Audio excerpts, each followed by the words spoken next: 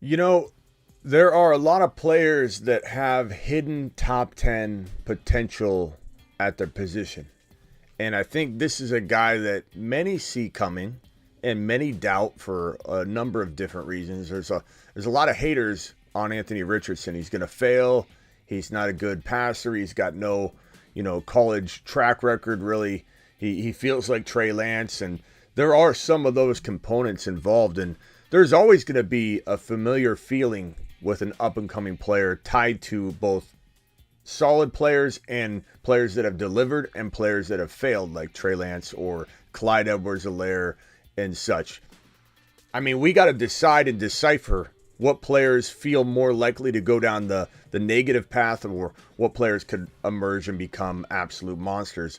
There are a lot of pros and cons to Anthony Richardson, but we're going to break down whether he has the potential maybe to even be one of the final Moonmen edition. I'm not doing that today, but we'll make cases for it. We'll take phone calls. We'll talk about comparable quarterbacks, what approach you may want to go after instead of Anthony Richardson, because you say, hey, Smitty, this guy's cost of entry is right next to this player who I like better. Or is the news of him potentially not even starting week one going to drive down his value to the point where he becomes a steal? So we're breaking all that down and more. The Fantasy Football Show begins right now. FantasyFootballShow.com studios. It's the Fantasy Football Show. Live! Monday through Friday, 7 p.m. Eastern. From the FantasyFootballShow.com news desk, here is your breaking news. So we've got a lot to talk about in terms of Anthony Richardson and people that either doubt him, believe in him, maybe, why people feel a certain way about him, and talk about the pros and cons of his ADP and draft value. Quite honestly, I don't think his current ADP is going to hold or stick. I think the recent news, and the most recent news that we even have on him, this is a breaking news show. The 7 p.m. show is all about news. It's all about taking your phone calls. But I do try and really hit hard any news that's out there in the fantasy space. And frankly, the lead of this show is not anything relating to news popping right now, but more so me highlighting the most recent news piece on him. And as I explore his ADP, as I explore drafts where I want to draft him, Gardner Minshew, the last report relating to Anthony Richardson was that Gardner Minshew had a chance to start week one. And then the report before that was Richardson splitting first team reps with Minshew.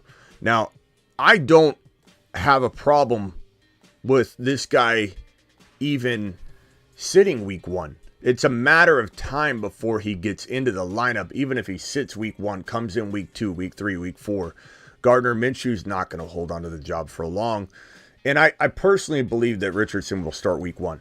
And not to mention that the Colts are probably still in their mind saying we can develop Richardson kind of like Burrow was developed, kind of like, Herbert was developed, but more so Burrow, where this team is losing, this team is developing Burrow, but not compromising the potential of getting a high draft pick.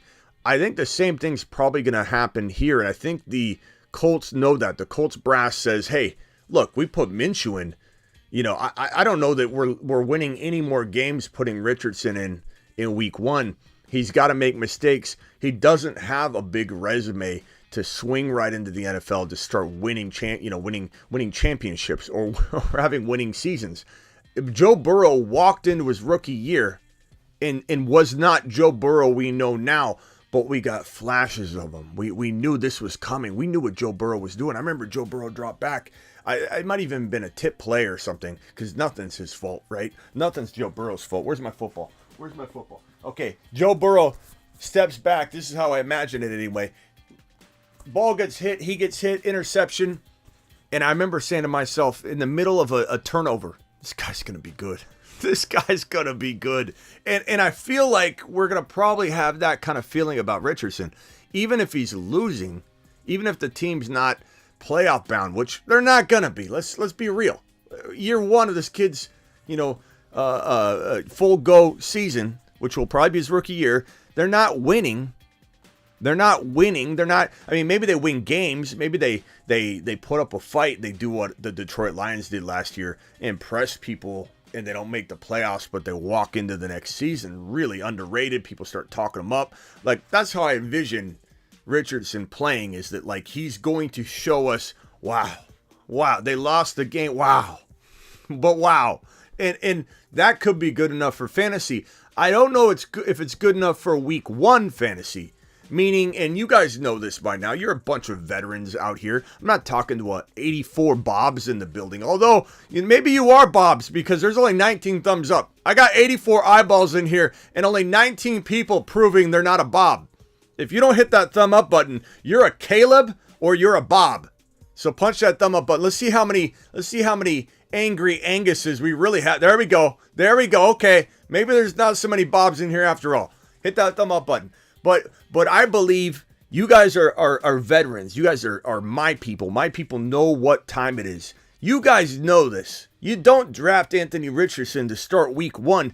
You draft him ahead of your starter because of the upside, and you swing back around a round or two later, and you grab an Aaron Rodgers, you grab a Derek Carr, you grab whoever you want. You couple them with a Kirk Cousins if you're Ron Navy, and you go ahead and you grab a quarterback that could potentially be your week 1 starter, maybe your season-long starter, and you're grabbing Anthony Richardson maybe ahead of him just on the pure spec that he comes in and has those 40-point games as a rookie. He could score 30 or 40 points multiple times as a rookie, most likely going to be later in the year, but there's the upside of top 10 quarterback production out of this rookie quarterback that we've never seen the likes of before in terms of size, athleticism. This is arguably the most athletic quarterback or player in the history of the NFL to ever come out of college. And you can say, oh, Smitty, that's a stretch. You haven't been watching or paying attention if you say that, because this guy is a 250 plus pound monster doing these slow motion flips on the field. I don't know if you saw him do his backflip after the combine. He runs the middle of the field and does this flip. I could have swore the commentators, the cameramen put it in slow motion, because you see this man that weighs 250 plus pounds doing this backflip, and he did it in slow motion and landed. And I'm like, this guy's a marvel. He's an absolute mystery. Like, how is a guy this size moving like he does? We've never seen it before. Therefore, we have to have an open mind that he might run and play like no quarterback we've ever seen play the game before. I'm not saying he's top 5. I'm not saying he's number 1 for the future. I'm not saying anything of that crazy sort. I'm merely saying that top 10 QB numbers as a rookie at some point, maybe not at the end of the year, maybe he finishes 14, but maybe in week 7 on, he's a top 10 quarterback. Maybe in week 10 on, he's a top 8 quarterback. We don't know. All we know is he's got the potential to be a moon man. I don't know if he actually cracks the moon man list, but he has the potential to. And for that reason, we need to start talking about where we're taking him. Ron Navy, mute yourself if you could, Steven. I'm going to put you on hold till I'm ready to take phone calls, unless you want me to hang up on you right now as you mouth breathe on the conversation during the news segment, Steven. Hit that mute button. Thank you. Colts going to the playoffs, says Ron Navy. That's a bold take. Steven, I still hear a bunch of background noise, Steven. There we go. Is it gone? Well, no, because you're not on mute, Steven. Well, I had to pray. I had to move the damn things that fly around my head and everything all day. I've got these little demon things flying around. Okay, put it on mute. Tell them to get the hell away from me. Put it on mute. Hang tight real quick, Steven. Is it on mute? The Patrick says, Ron Navy, stop it. So Ron Navy comes in and says, $2 holler, Colts going to make the playoffs. The Patrick super chatting back, having a little super chat war. Ron Navy, stop it. Ron Navy super chatting back in response saying, I'm a Bob, I always bring my own beer. And the Patrick super chatting back in this super chat fight between these two, which I fully approve. I took you more of a boxed wine type of guy. The Patrick throws at Ron Navy's feet. We'll see what Ron Navy responds in this super chat war for the ages. Now let's go back to Steven, because he just had to butt in at this moment. Steven, what do you think about Anthony Richardson? And what do you think at some point, is he a fantasy football top 10 quarterback? I'm not necessarily saying he finishes there, but does he, like week 8, week 5, week 7, turn into a top 10 quarterback per start from that point forward whenever he gets into his groove? Talk to me, Steven. I think that not only does Anthony Richardson, I think that if he stays healthy, he'll finish a top 10 quarterback, but he could be top 5 on the turf in the drum, and they have some weapons. Jonathan Taylor. If you're going to take a swing, I think it's going to move his ADP up. You may want to take him a little bit earlier, just for that home run potential, because that's what we're looking for. And we had this conversation 3 days ago. We were talking in a dynasty league, and I asked you, and you kind of got a little upset with me or whatever, thought it was weird. It's like, where does Anthony Richardson go in the top 10? I mean, I think you have to move Steven, him up. I believe in the kid's potential. I don't remember this, Steven. I don't remember this conversation. Nor would I ever get mad at you for putting Anthony Richardson in the top 10 quarterbacks. So I think you're remembering this fuzzy. Maybe you said something to the likes of, or what sounded like, is he a top 10 overall pick in Dynasty or something like that? I would never. I've been talking about how he's a top 10 quarterback potentially in redraft all year long, all offseason long. He's on the Satellite Man list. He's been on the Satellite Man. He's been sitting right here. I mean, I just said top 5 potential. I just said top 5. No. I mean, I'm circling back to, as you're trying to measure sticks here, Steven. I'm trying to circle back to the comment you just made where you said that I got mad at you, or I yelled at you for calling him top 10, or where is he top 10. I call cap on that, because there's no way I would have yelled at you talking about him as a top 10 quarterback when I've been literally talking about it the entire offseason. So what are you talking about? Well, I don't know if that's exactly how the conversation went, and I didn't say that you got mad at me, but I said we were having the conversation.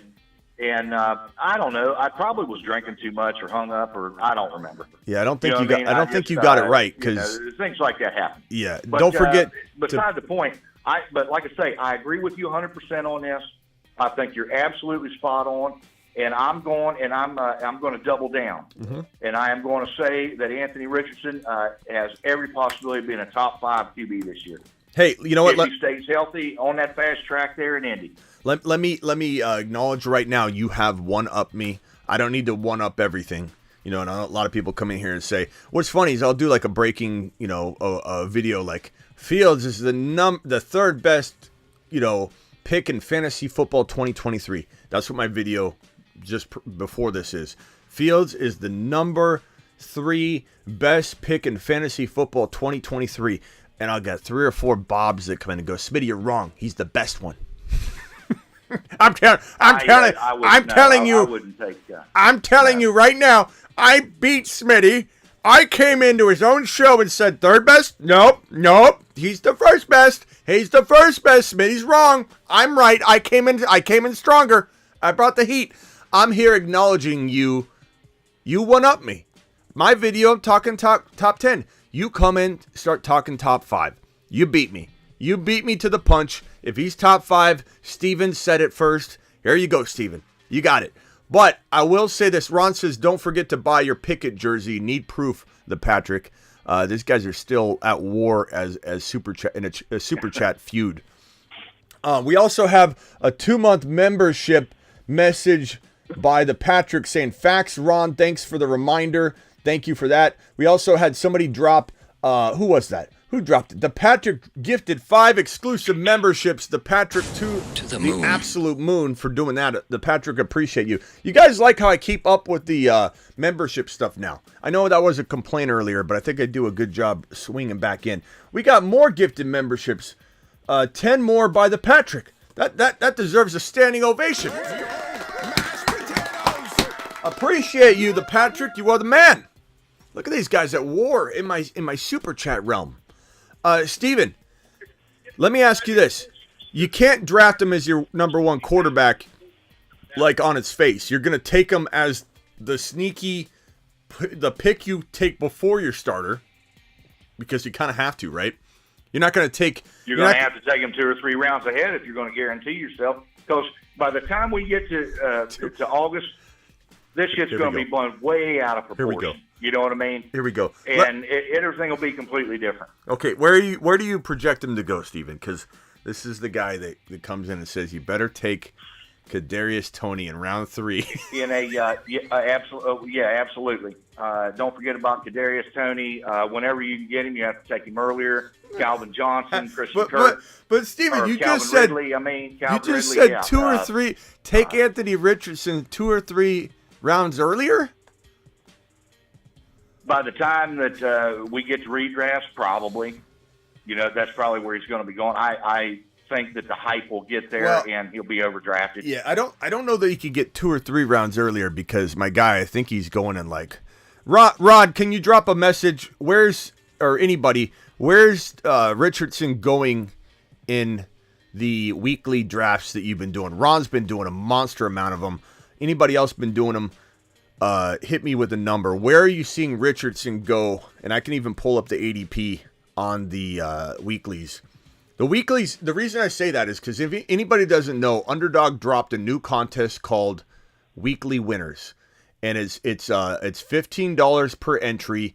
Please use the code that's in the description of the video. Use the code that I'm dropping in the live chat this very second. I'll pin it in a second to sign up using the link which inserts promo code Smitty, which gets you up to $100 bonus match dollar for dollar.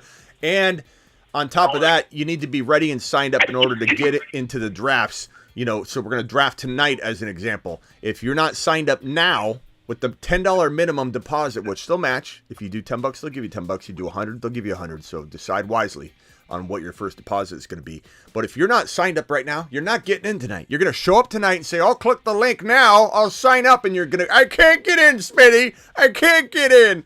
And you're not going to get in. So click the link now. But the reason I bring up weeklies and why I want to know what Ron's on the line right now, why I want to know what Richardson's weekly ranking has been or where he's been going, not necessarily his ADP yet, I'll look at that myself, but I want to know where Ron's seeing him, because Ron's done probably 4,000 of these drafts already. I want to know where he's going in weeklies, because guess what? Weeklies is going to make his value a lot higher than it would be in a normal best ball, because weeklies are all about you're just competing every week individually. Week 1 doesn't compare or matter to week 2. Week 2 has nothing to do with week 5 or week 4. Week 3 has nothing to do with even week 17. There is no weekly prize, or there's no season prize. It's a $20,000 to first place for week 1 winner. And then everybody gets to start from ground zero in week 2. Whose team outscores everybody else's in week number 2? You get $20K. Who outscores everybody else in week 3? You get $20K. And the prizes go down to $20K, $10K, $9K, $8K, $7K. It's amazing. It's the most amazing weekly tournament that is best ball style. It's not daily fantasy necessarily. It's daily fantasy meets and marries best ball, and they have a baby. And the baby's called Weekly Winners. And you draft your best ball team one time at the beginning of the year with strategy in mind, like, do I draft just for week 10?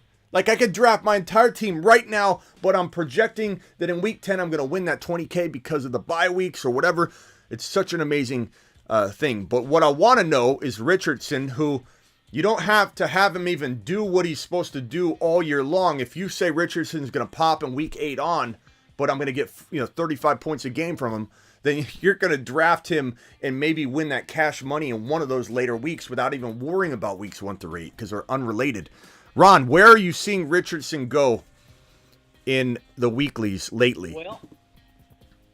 Well, I just finished my 5th one, and he's predominantly going in round 8. Round 8, okay. Wow. That's a value. Yep, round 8. That's where he's going. Now, Superflex is a different story. Superflex, you're talking about 4th round, 5th round. 4th and 5th round, easy. All I'm saying is in later on redraft, it's going to go higher. It's going to go higher. 7th round, 6th round. If anybody, it's going to be stupid. He's going to get overdrafted. Well, it might, Stephen. But there are there is news out there that Gardner Minshew and him are splitting snaps, and Richardson might not even be the starter at the beginning of the year. I think there's no telling. This is what I said earlier. And they might have Gardner Minshew start the season and use Richardson on specialty plays where he has an option like run pass option or something like that. Might use him that way to get acclimated. They also might be so worried about tanking to help build around Richardson that they want Minshew in there because they're afraid Richardson might win them games. Like that thinking's in there. Their offensive line and their running game is still intact. It's not that bad. They're not that bad of a team, offensively or defensively. I cuffed Minshew. I took Richardson early in one of my last two Superflex drafts today, and I cuffed Gardner Minshew with him just in case. Yeah. So Ron, I don't know if you saw the beginning of the show. Definitely talked about what you were saying. Anthony Richardson splitting reps with Minshew. The latest report we have on Minshew is that he could start week 1. So that's why I kicked off the show saying maybe his value drops in the coming weeks and months. But here's the problem though with the news cycle, that we kind of feel like this has already been determined that Richardson's going to eventually start, right? So when it gets pulled out from under us and we're told, hey, Pete Carroll, can you mute yourself? You got the show in the background or something. It sounds like you're at a laundromat. Okay, so when you rip out the hope from everybody, so thinking that Richardson's starting week 1, he's going round 6 or 7 or wherever he's going in normal or 7 or 8, maybe 7 or 8 in normal drafts. All of a sudden, this news hits that maybe Minshew starts week 1. So in best ball drafts or any draft, he starts dropping a little bit, right? But if the news breaks that he's starting week 1, not only will he rebound to where he was, he most certainly could climb like another round or so higher just on the fact that he's in the news. Like the same news or the same thing we thought was going to happen months ago, he would start. Now that it's officially announced, he could climb another round. So Steven could be right at the end of the day.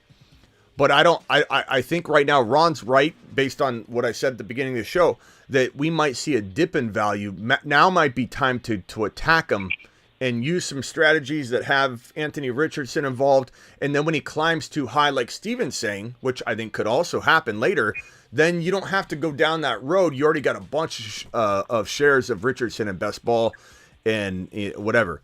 So, in Dynasty too, he's a good buy right now because right now his owners might be going, I don't even know if he's going to play week 1 now. It's just a little bit of a dip in value. Slayer, Smitty, hold on, can I say something? Hold on one second. Slayer said, you guys forgot Slayer, huh? I've been around for years. I lost my credit card and it automatically stopped my membership, says Slayer. Well, I can't help that if you stopped with the membership, pal, but you're back. That's all that matters. You've been here for a member for 9 months, it says. So I don't know what you're talking about, Slayer. It looks like you've been here. The Patrick said on a $2 hauler, 99.6 ADP, but I've been seeing him around the 11 to 12 turn. So that's crazy. Space Ricky says Richardson is a QB number 17 on Fantasy Pros, which is a steal. Derek dropping a $2 hauler here. Derek, appreciate you. Derek says best strategy on top rounds at 4th pick in Superflex. Yeah, if he starts falling in Superflex because of the threat that maybe he doesn't start week 1, we're talking about a winning pick as a 4th or 5th drafted player in Superflex. I haven't seen him fall past the 2nd to 3rd round in any Superflexes that I've done. But the news not trending in the right direction for him starting week 1, which I think is just a premature, news cycle. Maybe he does fall to the 4th or 5th round.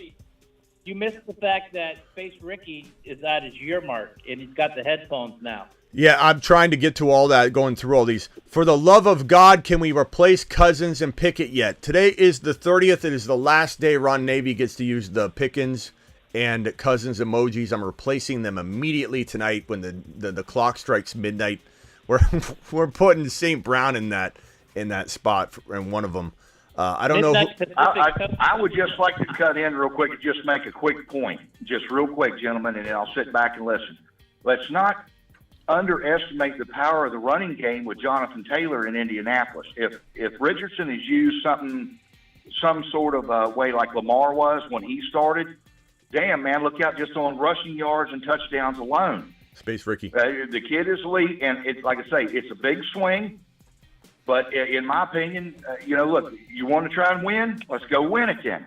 But, I mean, I'll just sit back and listen and see your thoughts on it. Yeah, if anybody thinks that Richardson's going to hit the field, and because he has no experience passing to a lot of people's, measurement, and because he's got a lot of Trey Lance to him, which I think is such a mistake to tie a player not only to the coach that has nothing to do with them in Shanahan, that ruins quarterback situations for a living. That's his job, is to destroy the quarterback position. Everybody gets hurt. It's always controversy. And you're tying this kid has nothing to do with Trey Lance to that experience. Not only that, you're tying his inexperience to Trey Lance's inexperience when Trey Lance has never even been given a chance to really do anything. And I agree, Trey Lance is done. He's cooked. I really think he's cooked because he has no shot at starting week 1 because Sam Darnold's ahead of him and Purdy's projected to play week 1 anyway at this point. Trey's cooked. He's cooked. His confidence is cooked. He's got cobwebs all over him. He hasn't played football since before the pandemic, really. That's crazy. It's 2023 right now. We're talking about 2019 or whatever. Is the last time was that 2019 or 2018? Is the last time he played real regular football. He came in for a game, won a week 16, week 17 battle against the Texans, and secured the Niners a playoff berth. Comes in to week 1, doesn't have McCaffrey because he isn't there yet, doesn't have his full team there, plays in a mud bowl, comes out in week 2 when he finally gets his next opportunity, his real next opportunity to start, gets hurt right away in the beginning of the game, like 3 or 4 receptions or passing attempts in. Trey Lance is cooked, but don't tie Trey Lance's failures, regardless of whether they're his fault or not, the disappointment of Trey Lance, don't tie that to Anthony Richardson because they're both inexperienced. Just like somebody saying, oh, you don't draft rookie running backs early, it's risky. Walking out of the Clyde Edwards-Helaire debacle, which burned a lot of us, including me, and I'll take a lap for being involved in that. Clyde Edwards-Helaire failed. And what do we have people doing the very next year? Oh, I'm straying away from rookie running backs as if they have anything to do with the next player coming in. This guy's got nothing to do with Trey Lance. And I don't care if he's got a small resume. He, on top of that, to counterbalance that, this guy's got talent and physical ability and measurables that no one in the history of not only the quarterback position, but the NFL has ever come out of college with. This guy has unbelievable upside and talent, and he could probably walk in and play mediocre quarterback and run for 60 yards and 2 touchdowns on the ground every other week. We have no idea what this is going to look like, for the good or the bad. But the fact that you can couple an Aaron Rodgers with him and take that road down that risky path, I don't see why anybody has any hesitation to end in Superflex. Is it going to be Trey Lance or Sam Darnold? I already said, didn't you listen? Get the wax out of your ears, Steven. I just said that Trey Lance has 0 chance of starting week 1, it seems. Sam Darnold's got the edge, and Brock Purdy's expected to play week 1. So that's what I'm saying. Trey Lance has a negative percentage chance. You're talking Trey Lance up like he's the greatest athlete since Jim Thorpe, and he can't beat out Sam Darnold to start? Did I just talk up Trey Lance? Did I just talk up Trey Lance? Get the wax out of your ears, Steven. I've been ripping on Trey Lance the entire time, saying he's cooked. He's done. He has no confidence left. Where have you been, Steven? Pay attention. I was talking about Richardson, Stephen. I don't think Trey Lance is essentially done. Scott? I think he needs to get the hell out of San Francisco. Is this Scott? Are we talking to Scott right now? New England would be a good spot for him. Hey, Stephen. I've never heard you and Scott on the same call before. Are you Scott? It's like you're listening to a different show. I just got through telling you that. Hey, Steven. Well, it's been a long week, and I'm older, and I've had a few beers. Jesus, give me a break. Steven. We're here for football. It'll be all right. Hey, look, I'm just here talking about football and what I see, and I think Richardson's going to I've talked myself into it, and that's all there is to that. Hey, Steven, we agree on Richardson. Steven. you mentioned a bunch of players earlier, and a lot of them were Duval players. So it sounds like you're more of a Duval guy than you are a Baltimore guy. Well, the thing of it is you can still play around with Richardson's ADP and wait until later. But if you take Trey Lance early, No one's taking Trey Lance early, no, Steven. Not Trey Lance. I'm sorry. Hey, I misspoke. Okay. Trevor Lawrence. If you take Trevor Lawrence at 5 or whatever, everybody knows you're going for Kirk or Ridley to try and stack. And I like the Jefferson pick early. If you get in the top 3 picks to take Jefferson, nobody wants Kirk Cousins. Ron does. And that's a late round stack that you can make. Doesn't cost you crap, and it'll probably win you some weeks. Ron just perked up. I'm a smart guy. Ron just perked up in his I'm a lazy smart boy. guy. Ron just sat up in his Ron was sitting back in his lazy boy, and he said Kirk Cousins, and Ron he grabbed the thing, pulled up, sat up, and said, "I like him. I'll take him." Hey, hold on. We got Scared Scott on the phone. Maybe you guys are two different people. Scared Scott, what's up? I just wanted to make sure you understood there's only one Scott. Yeah, we know that. Unfortunately, we can't replicate you. Scared Scott. I like Richardson. I like Richardson if he's your number 2. Do you think he could potentially be a top 10 quarterback? And then we're gonna go to Slime. My boy Slime and Sway. The bird. My most. Where is he at? Hold on. Let me hit this button real quick. Let me find it. Where is it? Where's Sway? Here it is. Here's Sway. Hey, Sway. It's a fantasy football show. Come on, son. Why in the hell would you take higher than you have to? Don't get overly excited and go, Smitty. Want a little snack? Come on, let's watch Uncle Smitty.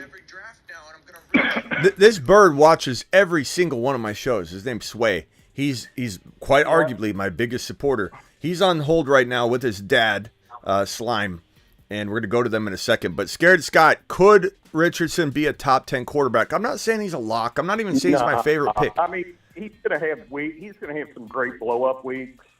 I think just because the rushing, you can't teach 6'4", 240, and being able to run the way he can.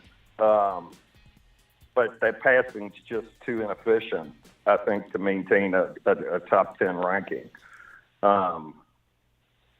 But I think if you pair him with another quarterback and that quarterback goes down for a couple games, you got yourself a shot at getting like you said, a 35 or 40 point game out of him, possibly. Yeah, I like him in best ball more than I like him in he could run, but he couldn't pass. All my takes come from a redraft position, but Lamar Jackson too. He can run, but he can't pass. I think absolutely untrue. Lamar Jackson goes out and wins That is an a fallacy. MVP. That is a lie. Lamar Jackson has turned into a 65% thrower of the football. That's totally inaccurate. He still won MVP. You can't take that away from him. Well, by God, we'll see this season. We'll see you on the field. Hey, real quickly, and then I'm going to Slime. I just want to say that. Did someone say Kirk? Somebody, who was that? That was Rhino dropping the super chat. Rhino, appreciate you dropping that super chat, my guy. He said, someone say Kirk, drop that Kirk emoji while it lasts. It's going to go away at midnight tonight, midnight Eastern. Don't worry, Ron. You'll get your full share of them. And then it's midnight your time, Pacific. Wild Bill, okay, fine. Wild Bill says, Smitty, we can't draft an underdog fantasy because of our phone. I don't know if they haven't done the weekly winners implemented for Android yet. So hang tight. I've heard that. I have not confirmed that, but I've heard that from several people. And you got to update your app though. You got to update. Hold on, one second. You got to update your app. If you update your app, then you should be able to see it if you have an iPhone. Android, I don't know. I'm sure they're working on it really, really fast. Maybe they have it, underway. I don't know. But if you're on iPhone, go to the App Store, type in Underdog Fantasy. Don't just look at the results page. Click on the actual app details, and once it comes up, the open will turn into an update. Hit the update, and then relaunch the app in Underdog Fantasy. Promo code Smitty will show your weekly winners, which is phenomenal. And the Patrick just dropped another 20. Another 20 And then let's go over to Slime, and then I'm going to put D-Class on hold here. Hey, Slime, how is Sway doing, number one? On my phone, as usual. He's just huddled around listening to the show. I love it, bro. I love that. My biggest follower is a bird.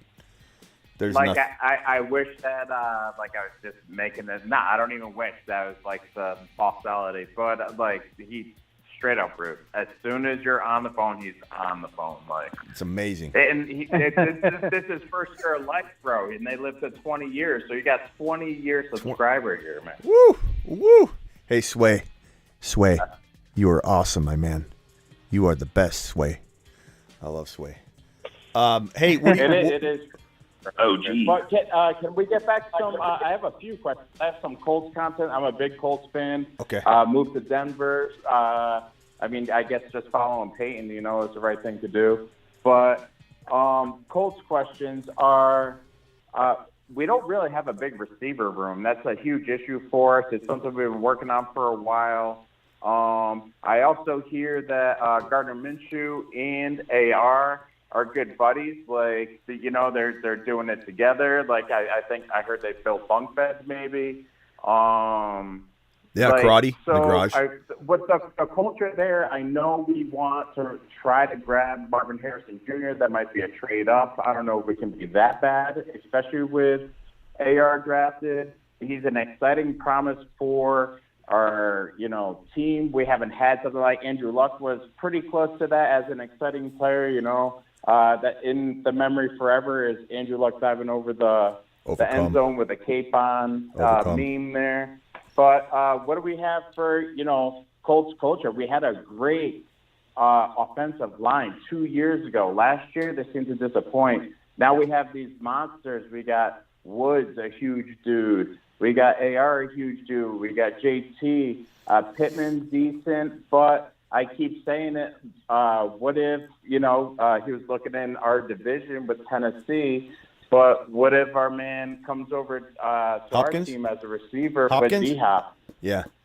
It would be very interesting if that started kickstarting like that news, because honestly, if I'm Hopkins, that's a kind of an appealing place, because I don't think he feels like he's being treated the way he wants to be treated. And it would be nice to see a team come in and say, you know what? We'll pay you for 2 years. We don't even give you a prove deal. We want you to help develop AR-15. We want you to get this guy rolling. And what an amazing, if that happened, bro, I'm going to tell you right now, if you guys got Hopkins added to that wide receiver room, because I think Pittman's not a number one. I think Pittman is a T. Higgins, which everyone's going to get mad and say that's disrespectful to say T. Higgins isn't a number one. If Jamar Chase wasn't there, he'd be a number one. I just view him as. How come nobody drafts him as a number? Well, they are kind of draft him as a number one. Yeah, he has a high draft. He went in the third round last year, and I was scratching my head every single time I saw it. What in the hell is everybody doing? But he's a great number two.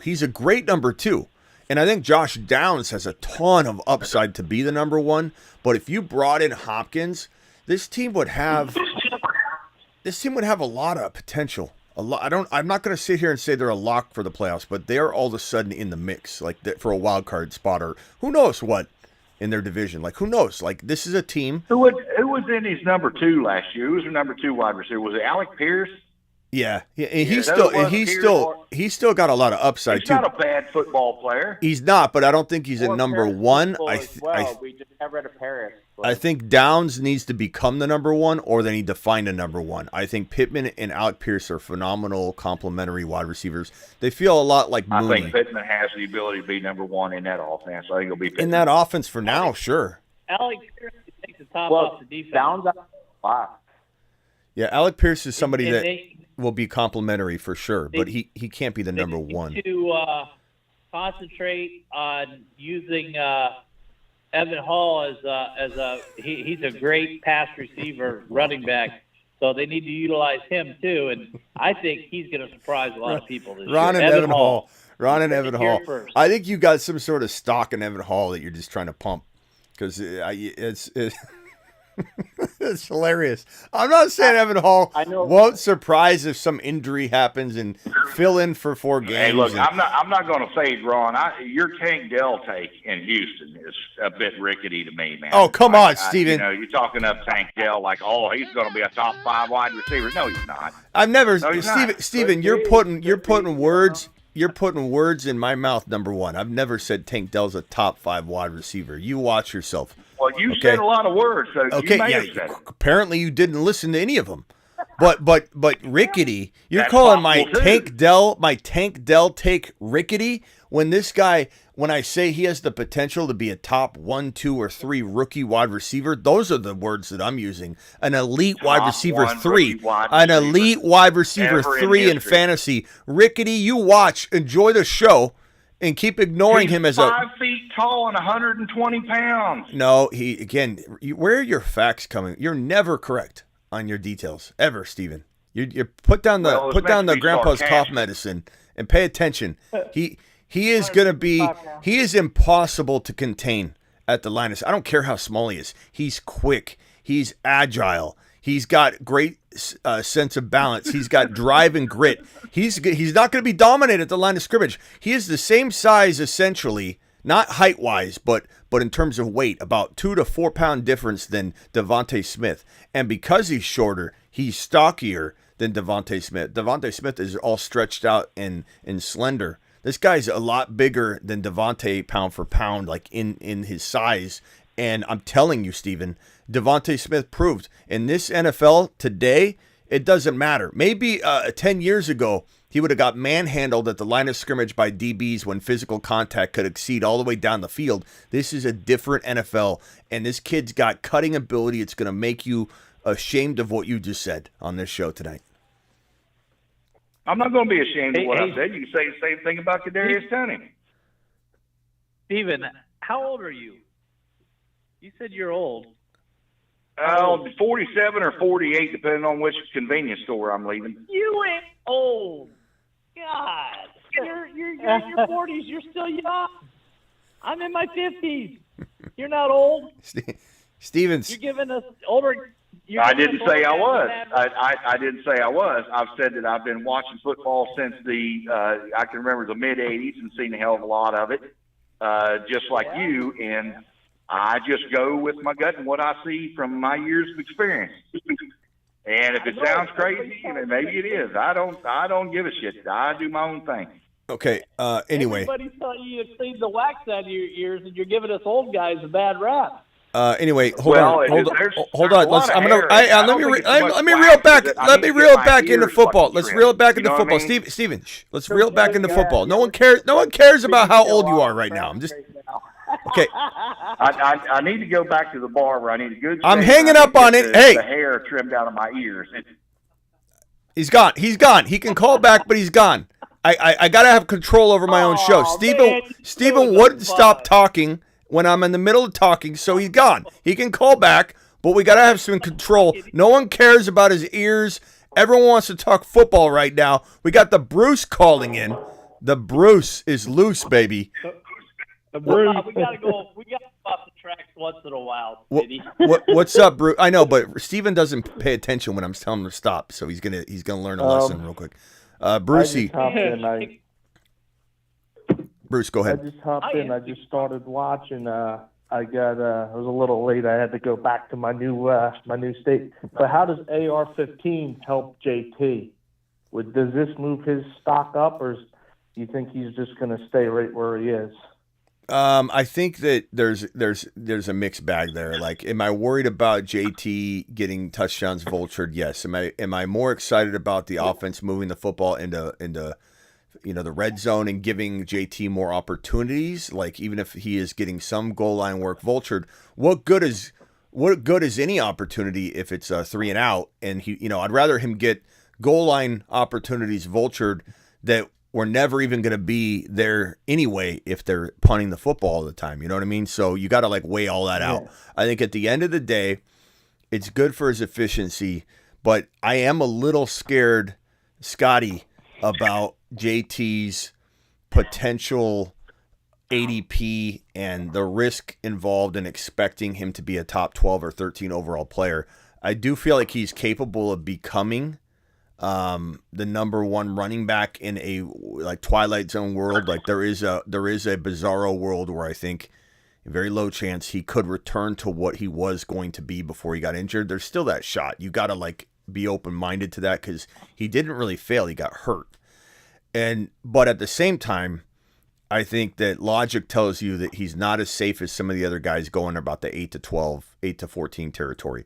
I'd rather have St. Brown. I'd rather have Garrett Wilson. I'd obviously rather have Bijan, but those are all higher. As you get lower into like the 14, 15 territory, I'd still rather have Barkley. I'd still rather have a handful of guys. And then when you get to like 15, 16, whatever, if he was still there, which a lot of times he isn't, maybe I would take a stab at him, but not in every league. Because we just really don't know. We haven't seen him bounce back yet. I'm always that kind of player that says, I don't know. I always feel like I'm the kind of fantasy owner that wants to see somebody bounce back before I get them right back to where they were going. If I feel like there are other players that are equally as good that have, less risk. Ron says, damn, I instigated it and Steven gets kicked off. I'm kicking myself off in protest of Steven. Okay, that's fine. Appreciate you, Ron, for the super chat. I don't know why people get kicked off the line all the time, Ron. I don't know why you're taking this one so hard. He called back. I literally said call back. This is punishment. And him and Scott get kicked off all the time like clockwork. It's part of the show, Ron. Who's got the... No big deal. Let me ask you this on the JT thing. Yeah. Now, I don't know what the stats were from last year. Maybe you can help me with that. But don't you think, knowing that Richardson is not the sharpest of throwers, that JT's going to end up facing a lot of stacked boxes? I don't know. I don't know, because if Richardson is that elusive, then the defense is going to spy him. They're going to be worried about where he's at, but that will have extra attention on him and where he is, JT is. So technically speaking, there might be more eyes right around that area. Ron says he's doing punishment with them. Okay, I get it. Right around that area. Defenses are going to want to make him beat them by throwing the football. Yeah, and that would be the logical. Yeah, but bro, we have too many examples of both happening. You have a quarterback that's a running quarterback, and we see the running back be successful, and then we've had other examples. So I don't think you can really we don't really know. That's what the mystery of JT is we don't know, and you could argue both sides. You could easily argue both sides. I just think there are much safer options than JT, and that goes down the board for quite a while. Until like 15, 16 overall, something like that. Thank God, I thought he'd never leave. Bye, says the Patrick. He's talking and playing with Ron Navy. Ron Navy gets hung up on once in a while. He hung up on himself today. I didn't hang up on him, but every once in a great while, we've hit the button on Ron Navy. And nobody should take it. I realize now Ron isn't really taking offense to it. I thought he was. But nobody should take offense if you get booted from the show. Okay, like let's have a little bit more backbone than that. Like Steven, call back in. But if you get booted from the show, it's part of it. Like I remember I did this timer one time where everybody had like 25 seconds or a hang up on you, and we ran that out for a while, and a couple people got all offended because I hung up on them after 20 seconds. I'm like, bro, it's on the screen. It's part of the show. Like, what are we doing here? Yeah. Go ahead, rock out. I remember the 3 strike with the chat and they're out. 3 strikes. Yeah. 3 strikes. Yeah.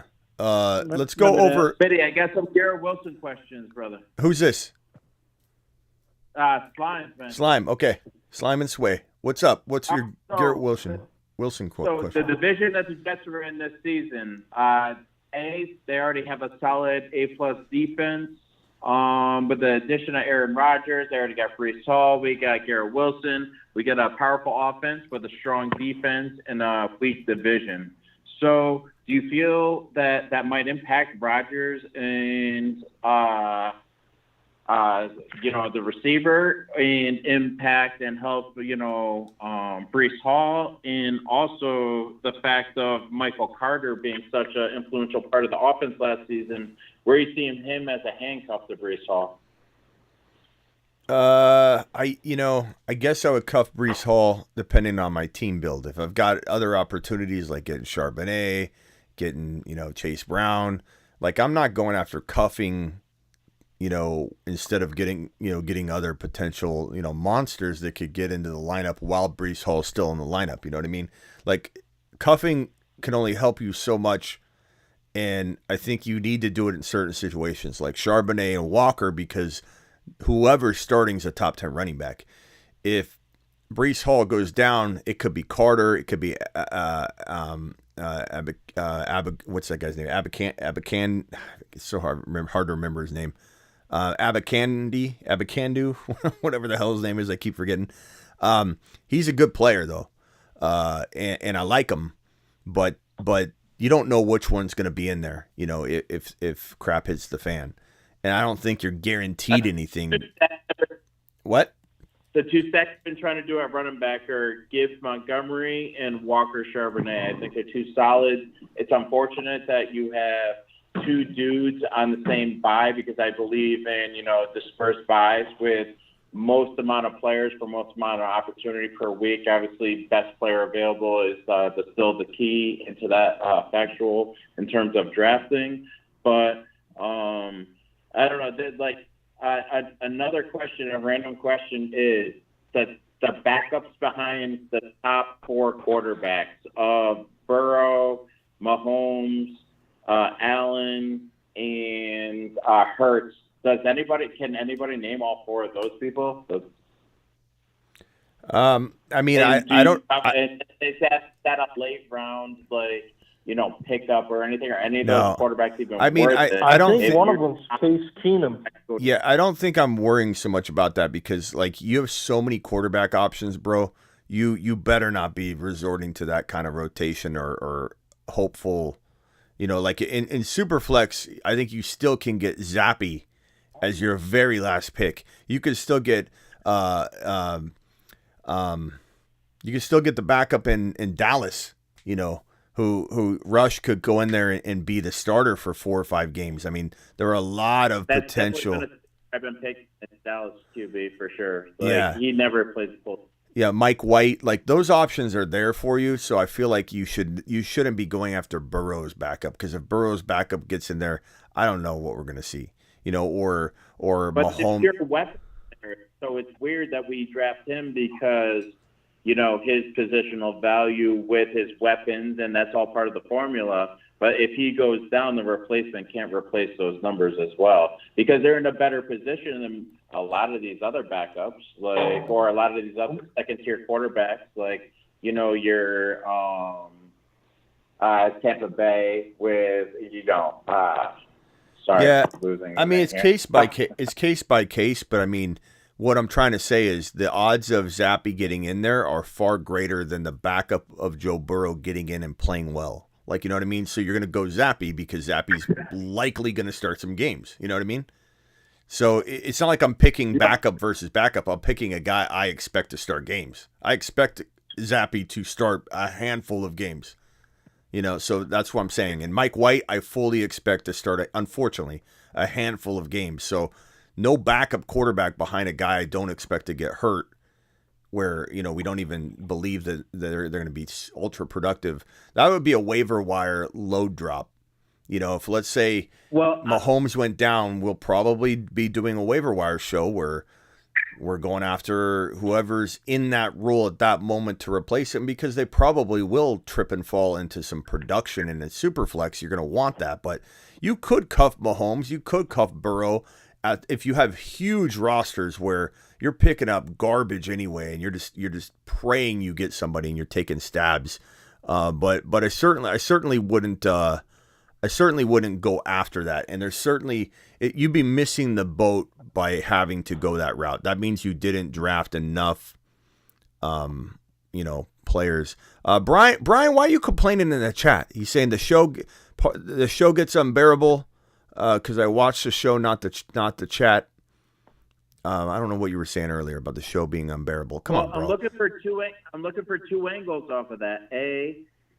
Irregular pass on fantasy, underdog drafts, and then B, who would be the top people if any of those top 4 quarterbacks went down in those teams and they had a playoff shot? Who would they go after? I think Trey Lance would be a high. I don't know. value in that position. I don't know that I. Thank you, Patrick, for the super chat. By the way, I don't know that these are really deep questions that I don't know that there's any reason to go down these roads. To be honest with you, like Wentz is still out there. Trey Lance could be traded for sure, but will the Niners even surrender him? I mean, these are such hypothetical of hypotheticals. Like, I don't know that they're going to do any good to go down these roads. Like, we're just pissing in the wind, bro. You bring up Wentz.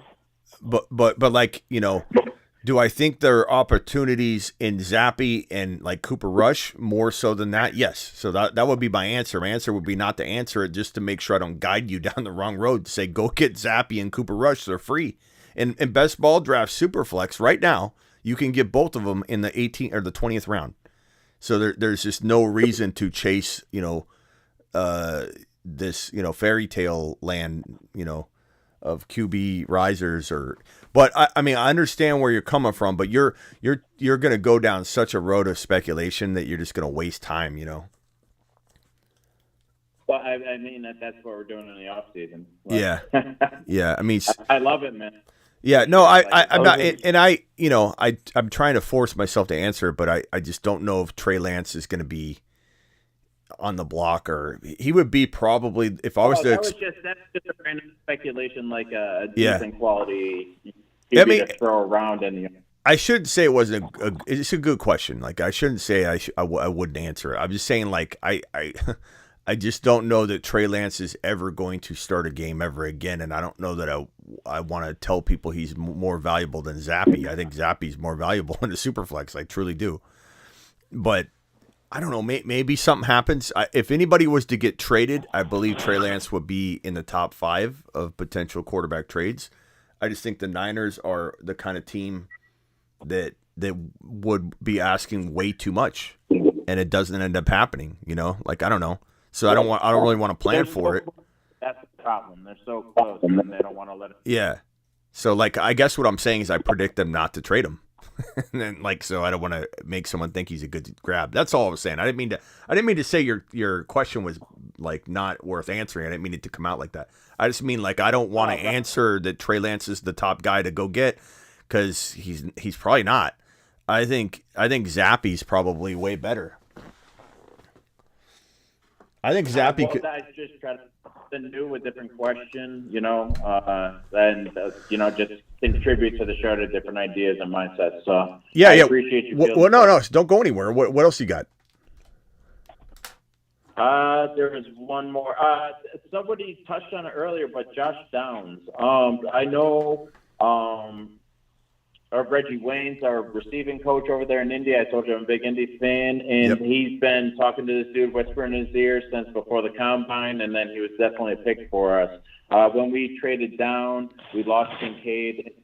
You know, we took Downs over it. So just the perspective of that dude, and then a few of the other receivers in that same area, like Rashee Rice in Kansas City. You know, a few of these other mid-round receivers, and I know rookies typically, you know, aren't whatever, you know, but just these dudes that are coming to situations that are beneficial for them. And I definitely feel Downs is coming to a situation with a dude that believes in him, you know, a vet for our team.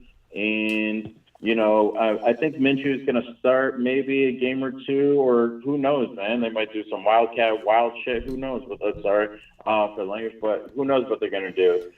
We definitely have some dynamic players, but Downs is somebody I'm just wondering, because I'm taking him late rounds. And then one other thing I'll put on top of that with Denver, some inside info.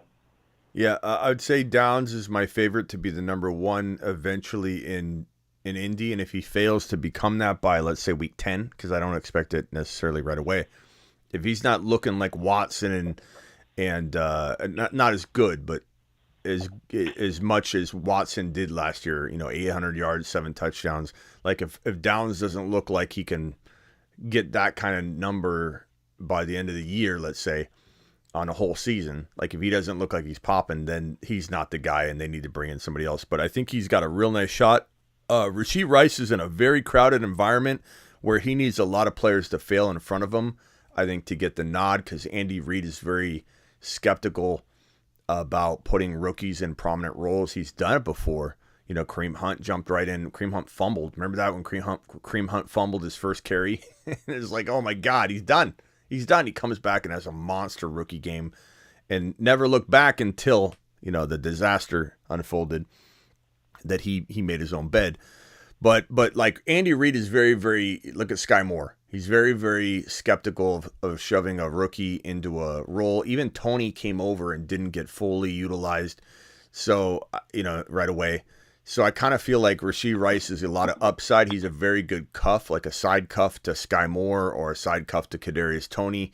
In best ball, I've drafted the all KC team and thrown in a bunch of other players with it, obviously, like a 3rd and 4th round player on top of getting Kelsey, Mahomes, and then Tony later, Rashee Rice later, Sky Moore, and I just stacked the entire KC, Pacheco even in round 6, and McKinnon in round double-digit rounds, and I literally have the entire KC roster while still having a 3rd round London or Watson and a 4th round potential Kenneth Walker and a 5th round, you know, whatever, you know, and have all those players with the entire KC roster. That's when I own Rashee Rice, like in those situations. But I think in redraft or in dynasty, where it's not best, you know, obviously not best ball if it's dynasty, but that makes it harder to believe in Rashee Rice.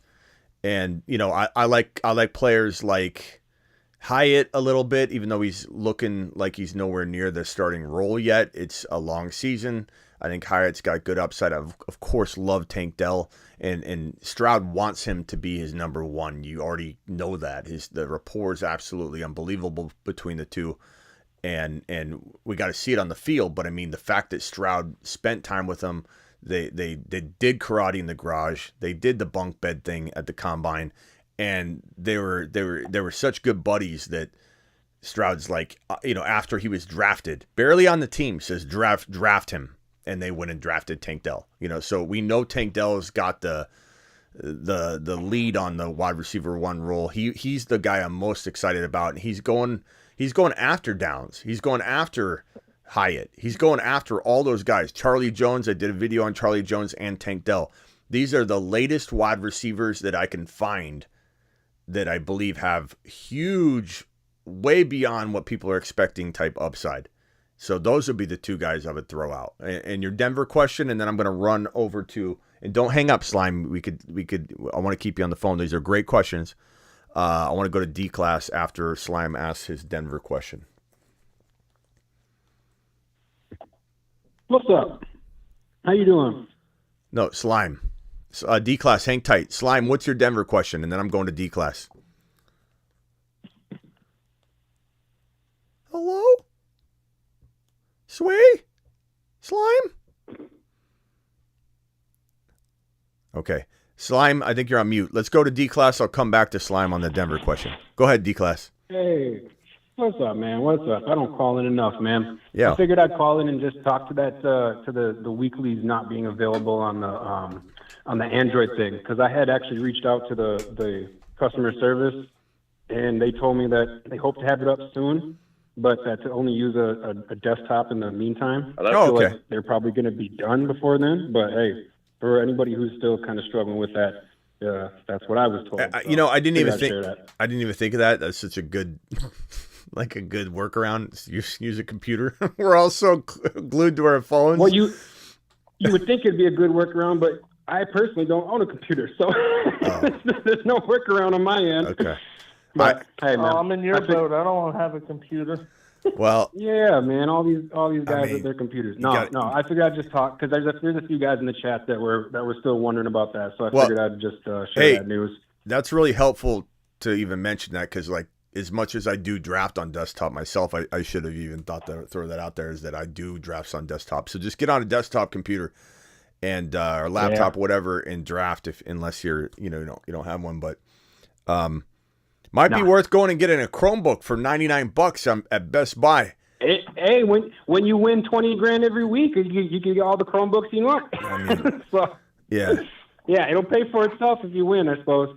While I have you, Smitty, I haven't heard you talk about Mingo in a while, and I haven't heard you talk about Mims in a while. Are you still kind of liking them, or are you starting to kind of fall away from them? So we got news today. He's on. I haven't got to it all yet because Steven called in and derailed the entire show, which is one reason we hung up on him. I was going through the news. Steven couldn't help himself. He just kept dialing in, so I put him on hold, and he's mouth breathing. We hung up on him. Ron went to his defense because Ron is a defender of all men, and we appreciate that about Ron. But he gets hung up on him and Scott. It's a guarantee they're getting hung up on at some point during the show. So Panthers coach Frank Wright mentioned that Jonathan Mingo had when asked about spring standouts, and so this is the first time.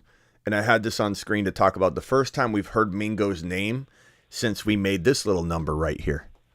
Mingo, and Mingo was his name all. So ever since we started hyping him up, and I admit I'm definitely at fault of this too, because I'm a human being with a pulse, and I think when you're a human being, you have a tendency to let certain things influence you when they shouldn't. And because we haven't heard anything, I've kind of let it affect my drafting of him, and it shouldn't. You know, I should be as excited as I was about the prospect that we looked at on film, and the fact that there's not a lot of competition there in terms of long-term competition, and I think that means they want to get Mingo in there. He's a little A.J. Brown in the making. He's got a lot of risk if you're going to expect that, but you don't have to expect it because he's going so late. But not hearing his name, not hearing anything positive whatsoever get tossed around has made me, honestly, just kind of like when I'm on the clock and I'm trying to draft somebody, I'm like, you know, and I shouldn't be thinking that because I love him. So it's a good player to bring up, and I'm glad that this came up because now it makes you feel a little bit more secure about, okay, I'm on the clock. I've got a bunch of wide receivers here like Hyatt, Tank Dell, Mingo. Now you can kind of swing in and say, you know what, maybe he does rise up quicker, you know, now that we're hearing his name again being tossed around as being a standout, but it certainly could take time. I like Mingo a lot. And as for your other question, you said, what was the other name you said? Mims. Mims. Yeah. Marvin Mims. I mean, I never loved Mims like a lot of other people, but I've mentioned him before and said that it's kind of an enticing pick because it seems like Judy and Cortland Sutton don't have a long-term home there. They've been entertaining trade ideas or talks, and Tim Patrick, while likely the number one wide receiver according to reports walking into, you know, the July-August timeframe, that's what we're hearing. He's the number one wide receiver in the wide receiver room. I don't know that I buy it fully, but I'm excited enough to draft Tim Patrick in the same territory we're talking in a couple leagues for sure, because I did like him, but he did suffer the ACL, I believe, and he hasn't really bounced back yet. So Marvin Mims being what people call Sean Payton's guy all the time, he picked him, he wanted him, but then we've also heard he wants him for special teams, he wants him for other reasons. So tough to know. I like Mims a lot, but I don't trust Denver, so I find myself barely ever even touching this team other than going after Javonte Williams or Dulcich late or something. But it's Javonte Williams in round 7 or 8 or in best ball, or it's nothing. And in redraft, I don't know that I'm all excited about Javonte if he's still going in the 7, round range, because in best ball, it's easier to bank on Javonte without even thinking, because he goes in. If he blows up, if he doesn't blow up, you don't have to worry about it. In redraft, you could misstep on that for a while, and I don't know. But it's a great question. Let me see if Slime is still there. Slime, you were muted earlier, I think. I was trying to go back to Slime. Did Slime hang up? Slime, you hung up, pal. Where's my boy Slime? Where's Sway? Dial back in if you're watching. Let's go over to Ron Navy real quick because he hasn't talked since he kicked himself off the line. Do you have anything you want to add, Ron? Yes. Abanikanda. Say it with me. Abanikanda. You burnt tip sandwich eating MFer. Say it with me. Jeez, Ron. Jeez, Ron. Ron, are you sitting up in the lazy boy right now? You don't seem as chill. No, Chillax. I'm actually out on the back porch. Okay. Abanikanda. I always want to call him Abanikandi, but Abanikanda, he's a good running back. Didn't even get that much up here. You were like, Abanda. Man, Ron's spicy. Ron's spicy tonight. Ron is spicy. Ron woke up on the wrong side of the lazy boy today. Ron, I just gotta say, you always speaking up for the Vikings and Cousins makes me feel good. As a Vikings fan, to hear you to talk up Addison and talk up Cousins all the time makes me feel strong, man. Appreciate that. Absolutely. Another Vikings fan on the phone. Love it. Yes, sir. Blinded by the But cannon. I know Goal! Okay. Anything else you want to add, Ron? Besides being awfully spicy and rude. No. Are we drafting the weekly tonight? Probably Is that what tonight. you're Maybe we do Superflex because it's almost gone. I don't know. We'll figure it out. We'll do it live tonight. Oh. Hey, I just finished up my last two, so I can't do that one. okay. Well, we'll see when we'll do a weekly. Oh, I forget there's limits to those things, huh? Yeah, Ron Max is out on those. For the Superflex, yeah, 25 max. And I did them because you said you were planning not to do any of those. So I went ahead and did my last two. Yeah, I never know what we're gonna do, to be honest. Real quickly, let me go back to Slime before Sway needs a nap or something. Slime, what else you got? I was coming back to you about the Denver question. Yeah, it was a Denver statement. Just living in Denver, having Denver TV and stuff. One of the things I saw recently at one of the Nuggets games before we took the championship, I saw Patrick, Peyton, and Russell Wilson out at the game together. They're already all sitting comfortable together. They already are telling reports out of Denver that Patrick's going to be the number one dude out of the receiving corps. So just a little inside intel from the area. Yeah. And we've definitely been hitting that for a while on the news because that was some news we saw the other day, and we put it up. We talked about it, and I don't know how much I fully buy into any one of those wide receivers, regardless of what's said. But if there was somebody to bank on, it would be Mims or Patrick, given that you can get them dirt cheap. And I believe that Cortland Sutton and Judy are not any sort of secure pick, and Judy going in round 4 is just making me like I don't understand it. I don't even get it. It doesn't even make sense. There's so many people that I have zero Judy shares. Yeah, I have zero Sutton and zero Judy. But the people that 157 draft. The people drafting the people I have a Judy share. So the people drafting him though, are absolutely the people drafting him are absolutely loud, and I don't think there's as many as it seems like. But the comments, the reactions people give me when I say Judy in the 4th is terrible. There'll be a couple loud people that make a lot of noise and make it seem like there's a big crowd behind them, but I don't think there's a huge crowd behind them on our show, in our community. But in general, the ADP world is showing he's a 4th rounder. And so in general, people are buying into him. It's crazy to me. It's crazy to me because there are so many good players in round 4. I wouldn't even take Judy in round 5. Nowhere in round 5. There are so many good players in round 5 I prefer over Judy. But Joe Burrow's in 4. Jahmyr Gibbs is in 4. Kenneth Walker's in 4. London's oftentimes in 4. Sometimes Christian Watson's in 4. Depends on what draft you're in or what community you're drafting in. I could give you 12 to 15 guys that I see in 4 a lot and at the top of 5 that I would take over Judy in a heartbeat. And I wouldn't take Judy in round 5. I wouldn't take him over Pacheco. I'd take Pacheco over Judy. Pacheco has got 6th round ADP. I just don't get it at all. I don't care if he's a great route runner. He's continued to fail you. And Russell Wilson's still got to bounce back. I bank on Tim Patrick over him all day long. Yeah, he finished strong last season. That's about all he has going for him. I don't trust Wilson. I'm not going there.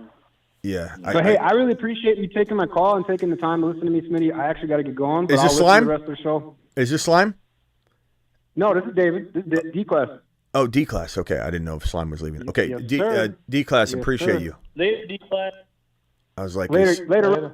I was like, Sway's leaving? Yeah, man. Like, Sway can't leave. He just got here. Hey, Slime, does Sway have any questions?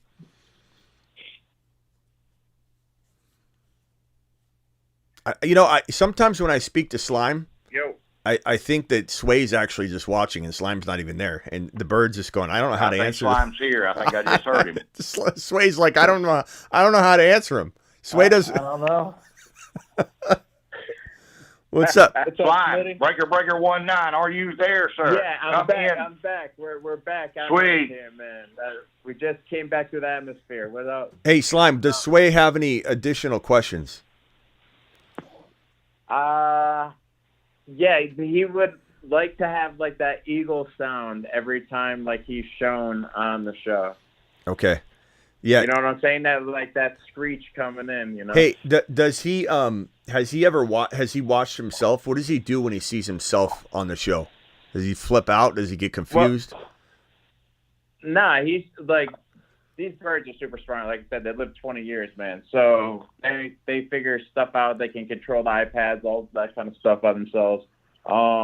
He's just about it. As soon as, like I said, there's something about the frequency or the noise or whatever, or because the phone's always in my hand and I pay a lot of attention to, the sport and your show. He likes that the he's megaphone. always about it. The second it's out and he hears it, he's like chilling, watching it. Like it's not even hard to like shoot those videos on Sunday. He's just about it. Yeah, let's hit the button real quick. Let me show this other video. Let me see what this is.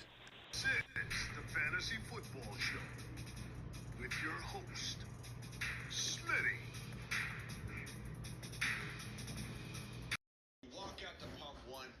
Hey, Sway. It's a fantasy football show. Come on, son.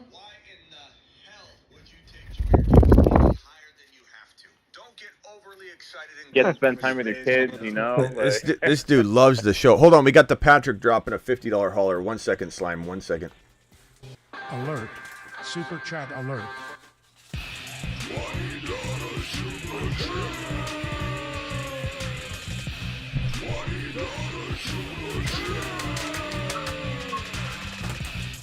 Alert. Super chat alert. We got a $50 prediction here. Hold on, is Heat Lifer still here? I've had his super chat on the screen this whole time. Hey bud, I'm in the 12th in a 3 wide receiver PPR league. It's also a keeper league. I'm getting Mahomes in the 5th. What should I be looking at in the 12th spot? Keeper league, Mahomes in the 5th round. What should you be looking at the 12th spot? I have to know more details, bro. But a Bijan, Garrett Wilson, St. Brown. Obviously, get Kelsey or those guys like best available at any position. I mean, if it's a one-man keeper, Kelsey at round 1 obviously is great because it's not a pure dynasty league or anything. But like Garrett Wilson, Bijan, those would be like my number 2 targets. Is this guy still here? Ex Heat Lifer. Hopefully you're still here, pal. I'm sorry about the delay on that. Okay, here's the $50 hauler from the Patrick. He says, I'm gonna jump out there. I've been trying to think of a bull take outside of antagonizing Ron and the Steelers. I think the Panthers rookie QB and all can win their division. Lock it in, Smitty. Panthers win the NFC South. Wow. That's a bold one. Panthers win the division. Let's put that on the board. All right, so this one's the Patrick. Today's the 30th. Put that on the board. The Patrick, let's see, 6:30. Patrick, Carolina wins division.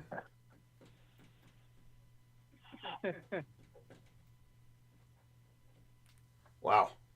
They're gonna beat the Saints, I guess. Yeah, I mean, I have one, but I don't have $50 to. I'll tell you what, it's doable. Yeah, it's doable in the NFC South. It is doable for Carolina. They played excellent defense at the back half of last year. They have an extremely good ball club. People are underestimating Carolina. The Patrick, appreciate you dropping that $50 hauler, my guy. It's an amazing contribution you've had this entire show. You've been dropping fire. Thank you for that. And Steven asked this question offline. Is Lifer still here? Did Lifer respond? I hope Lifer's still here. I don't think Lifer's here still. Shoddy, $1.99 super chat. Catch you on the next live, pal. Appreciate you, Shoddy, for coming in and dropping that super chat. You're the man. Let's see here. Steven said, any chance Tom Brady plays for Vegas? First owner to ever play QB in the NFL. Well, I mean, he's a very, very small owner, but there has to be approval from the league. I don't even know how hard that would be, to be honest with you, because it's never really happened that I can remember. If it has, it's not a big thing. But like, here's the answer. There's a whole lot of things that got to take place. No, because Jimmy's great. Okay, no, Bruce, you almost got hung up on. You almost got hung up on for that comment. But here's the thing that I'll say. I don't know why on earth Tom Brady would return to a losing team. Because by the time, this is what people need to understand, is by the time this decision would be relevant, they would be losing a ton, and Jimmy would already have failed or gotten hurt. The only way this would make sense is if the Raiders were actually winning and Jimmy got replaced or injured, and Tom Brady's like, we're 5-1. We're 5-1. Let me just see what we can do. That would be something, but that is in my humble opinion. Let me break in here just a second. Steven, hold on. Steven, hold on. Steven, hold on. Steven, hold. Okay, there goes Steven. That's the only thing that would make any sense to him. There he goes again. He doesn't listen. I'm in the middle of speaking. But Tom Brady would have to literally be looking at an almost improbable situation. And so for that reason, I'm going to say no, Steven, to your, if you want to call back in, Steven, you can call back in, but you can't just butt in every single time, Steven. We talked about this before. I don't see a scenario where this makes sense. I don't see a scenario where this makes sense. He literally have to walk into a winning situation. So I'm going to say no on that one, Steven. Man, Steven. Hey, Smitty. Yeah. How many are you away from 19K? We are very, very close, Ronnie. We're very, very close. We were at 18,000. Let me put it on the screen. Hold on. So and we, like I said the other day, this grows exponentially once we get into July. It starts popping to where like I could literally look at the screen and we'll grow a subscriber every like 20 seconds. So during the off season it slows down a lot, but right now it's starting to pop. And so we are at 18,943 subscribers. So please subscribe. It's a great point, Ron. Hit that subscribe button if you're watching. You just traditionally don't subscribe. You just keep like typing in the Fantasy Football Show, or it keeps recommending the show. Hit that subscribe button and do your part, because we need you, and we're getting close to 19K. Hey, Smitty. Yeah. Yep. I want to ask you about do you like going running back with like Bijan and Pollard, or Bijan and Olave? Bijan and Pollard, Bijan and Olave. I'd rather go balanced because all things are equal. I like Pollard and Olave very, very close, and so I'm going to lean balance. I always lean balance if I can. It's not a guarantee that I'm going to go balance, but it's something that I do strive for, because if you think about it, you're on the clock in the third round. There's nothing better than being on the clock in the third round, and you've got a running back and a wide receiver, and you can do whatever the hell you want. You could go Joe Burrow if you want to go a little early. You could go, if you're at 3.7, you could go Gibbs a little bit early, not earlier than 3.5. Don't do it. You don't need to do it. You could go Watson a little early if you wanted to. You could, or right where he belongs, depending on where you draft. On ESPN, Watson and London are apparently laughable in the third round, so I hear, which is crazy, which is awesome, which makes me want to recommend that you guys all go draft on ESPN and then transfer your league back over. Just tell your league mates, be like, hey, guys, I know we're on Sleeper, but we're going to transfer over to ESPN briefly. We're gonna do the draft, and then we'll go ahead and switch back. Why are we doing that, Commissioner? Just technical issues at the moment. ESPN's Steven, you're live again. Oh, thanks. I'm happy to be here. Go ahead. Hi, Ron. Hi, everybody. How's everybody doing? Nice little Friday evening. You know, you can't walk outside down here in Florida without catching on fire. So, all right, what's up, Steven? What were you gonna say when you're trying to? What was I going to say about what? What were you talking about before you cut me off? I wasn't paying any attention. I had to go get a beer. Tom Brady. Oh yeah, Tom Brady. That would be the challenge that a guy like him would relish. And if he gets an opportunity to do that, he's going to do it. He's only going to do it though if they're winning. I fully believe that Tom Brady could play for the Raiders this year, quarterback. But Steven, they have to be in a position to make the playoffs. If they're 5-1, which is never going to happen with Jimmy G under center, then like I don't think Tom would care about that. He just would relish the challenge. No, That's come all on, I'm saying. come on, bro. You think he's really going to risk coming back and tainting his legacy if they're 2-7? Like, give me a break. There's no challenge there. Tom Brady's not coming back at 2-7. The only way Tom Brady's coming back if it's deep into the season. He wouldn't even come back now. If Jimmy G got hurt right now, Tom Brady would not return. I don't think. I just don't see it happening. I thought Jimmy G was already hurt. Well, he's always hurt. But I'm saying if he's out and he's not playing, like if that happened right now, I don't think Tom Brady steps in. It would have to be some remarkable. They're 7-1. Which is not going to happen, and then all of a sudden Jimmy goes down, and they're like, "Hey Tom, let's get the approvals on the line. Let's circle the wagons, get this approved, and get you out onto the field." Tom Brady goes, "Hold my beer," but even then, he's got what I believe to be it would be a different situation if they're 7-1. Obviously, they fixed their defense. Jimmy G looked. Let me chime in for just a second. Miami was messing around with Tom Brady 15 years ago, trying to get him to be an owner player. In Miami, got caught and was sued. Right. This is not 15 years ago. This was right before he went to Tampa. For messing with Tom Brady and going down to Miami and shit. So all I'm saying is that the chance is there, and I'm not saying to draft him or anything like that. I think it'd be hilarious if he played. I want him to play. He's not, Steven. But I appreciate it, and it would have to be a miracle of all miracles for the Raiders to even win. And then if they win, then it'd have to be Tom Brady's got to change his mind. And then he's got to get approval. Do you know how many doors I just told you need to be open, Steven, in consecutive, order? Like that. That's like just picture a roulette or a slot machine, and the odds of each one of them lining up, it's not going to happen on one poll in 2023. Smitty's winding Steven up. We might see history, folks. The Patrick's hoping you get hung up on a third time and get the hat trick. He's being a little instigator, and he loves when Steven gets hung up on. Smitty, today is my birthday, says Rock Out. Rock Out's birthday, baby. Let's do a little celebration to the moon, pal. Happy birthday, Rock Out. Rock Out turned 21, I bet. Yeah, how old? 21 years old. No. 25? 21 years old. 25? Can you still color inside the lines, young man? 25, Rock Out? You can rent a car? To be that young again. Can you rent a car now? No, I'm past that. Oh, man. I picture got a wife, you 6 kids, mortgage payments. What are you doing with yourself?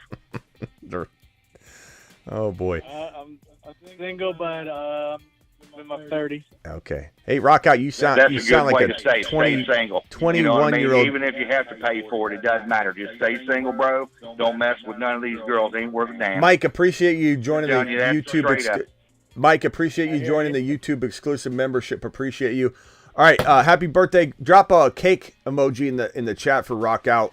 And thank you for who dropped these gifted memberships. Oh, Mike, welcome to the membership program, my guy. If anybody else wants to become a YouTube exclusive member, and there's 2 plans. There's one that's $1.99 a month, just a $1.99, and you get all the emojis. You get to support the channel. Here's that link right now. I'm dropping it in the live chat. And this man right here, Mike, just joined. Mike, appreciate you. What else? Real quickly, let me go around the horn here and get final thoughts from everybody. Let's go to Adam. Very blessed indeed. He hasn't talked. Then we're going to go to Oscar because you two haven't talked yet. So let's first do that. Then we're going to go around the horn and wrap up because we've been live for, what is it, almost 2 hours so far? No, hour and a half. Let's go to Adam. Very blessed indeed. Go ahead.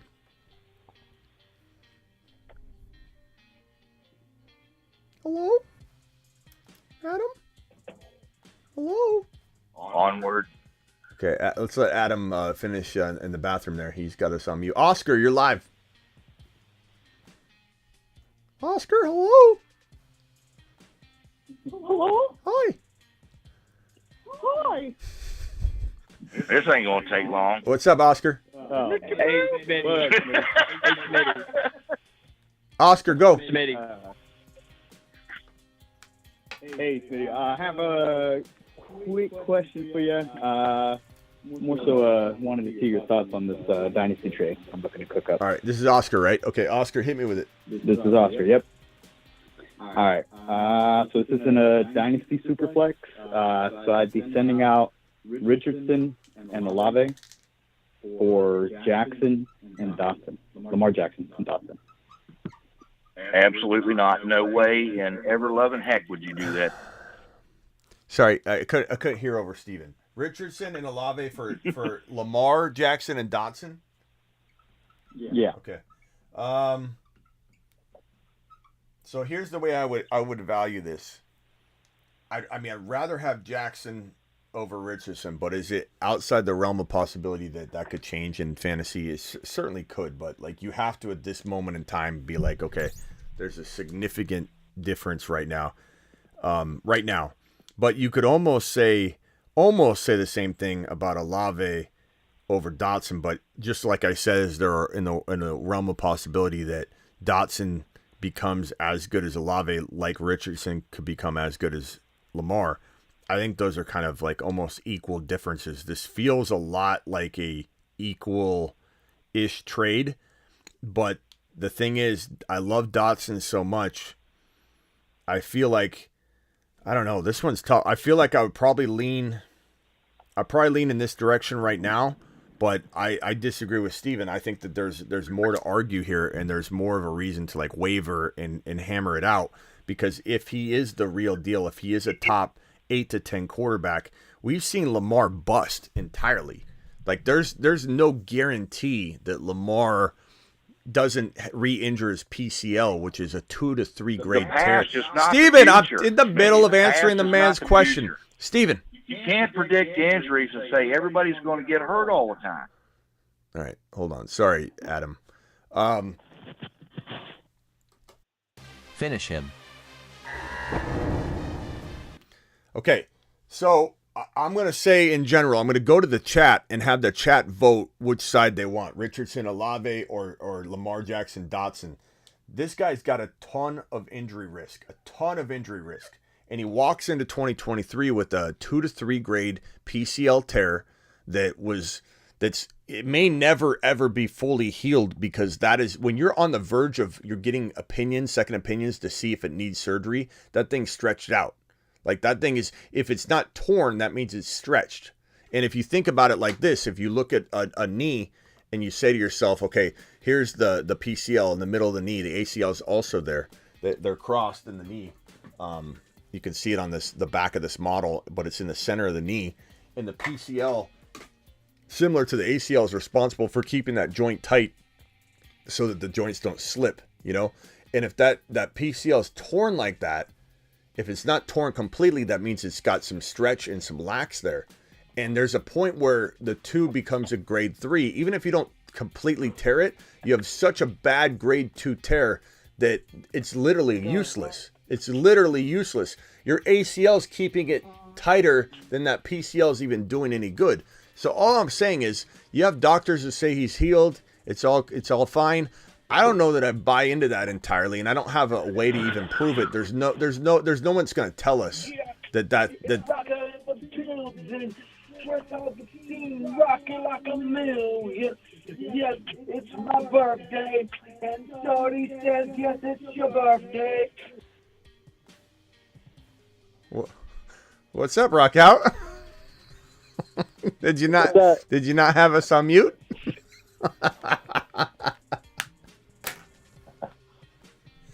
What's up, Rock Out? Yeah, hold on, I want to know what Rock Out was doing right there. Rock Out, were you recording a track? Yeah. I love it. We're like the Howard Stern show up in here. We got Steven, who's like Baba Booey. I don't know if Steven's Beetlejuice or Baba Booey, but we got Baba such Booey. So you're worried about Jackson then, Smitty? I'm not worried about Jackson to a degree. It depends where I'm buying him. Then is the value baked in. All I'm saying is, from a dynasty perspective, he's had 3 years of disappointing. Whether it's been injury, whether it's been a mix of injury and the offense changing and it just not working out.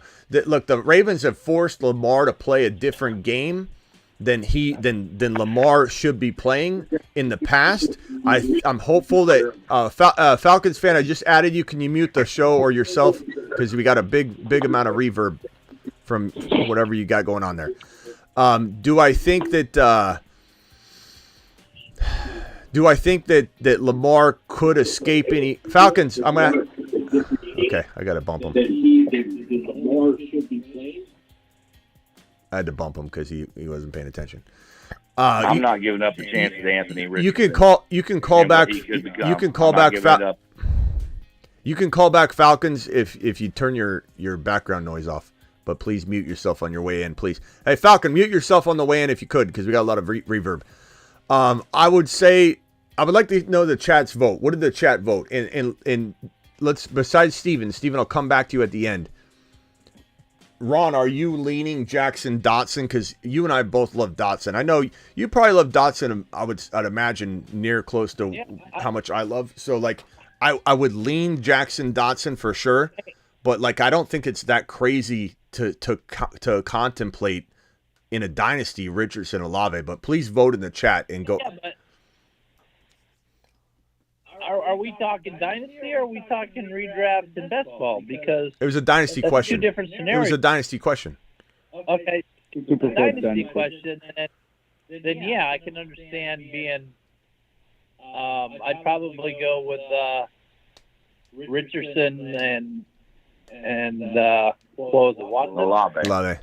Olave.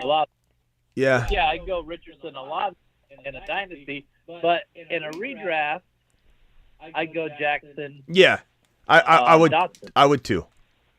And I was, you're kind of confusing me there because, I mean, just yesterday it's like I was like, is he liking Jackson or is he not liking Jackson? Because you were like, if Jackson would have went to New England, they would have been playoffs for sure, and this and that. And you were talking good things about Jackson, and then the next thing you're talking about injury with Jackson. So I was like, yeah, because dynasty. I mean, he's running so much, Ron, like a 1 year at a time. This is a dynasty question, though. He said dynasty at the front. You must have missed him. But yeah, I guess I would say. Yeah, I was eating some crab legs. Sorry. Some crab legs, steak, crab legs. Oh my God, that sounds good. I would say. I've got like a half a bottle of liquor left. I'm working on it, and man, I'm getting hungry. I would say that in general, I would say, yeah, I probably changed my vote. It's a tough one. Like I said, I waver. I want to know what the chat thinks. Chat, keep voting. I'd probably say in Dynasty, I would lean Richardson Olave. Who was the one that asked that question, Oscar? Yeah, that was. Yeah, in Dynasty, I would bank on Richardson more than I would bank on. Like I love Dotson. You guys know how much I love Dotson, but Olave I feel is there. He's already there. Dotson could get there, and he's an amazing bet at a 6th, 7th round value to become Christian Watson, to become Drake London. But he's certainly we gotta keep in mind where he's at.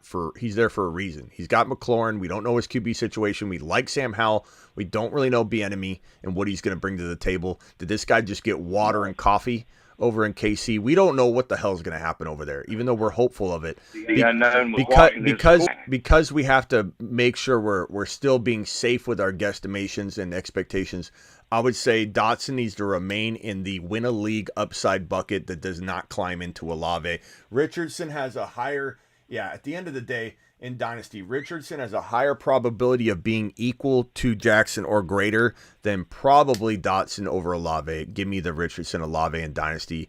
In redraft, I would go Jackson Dotson, though.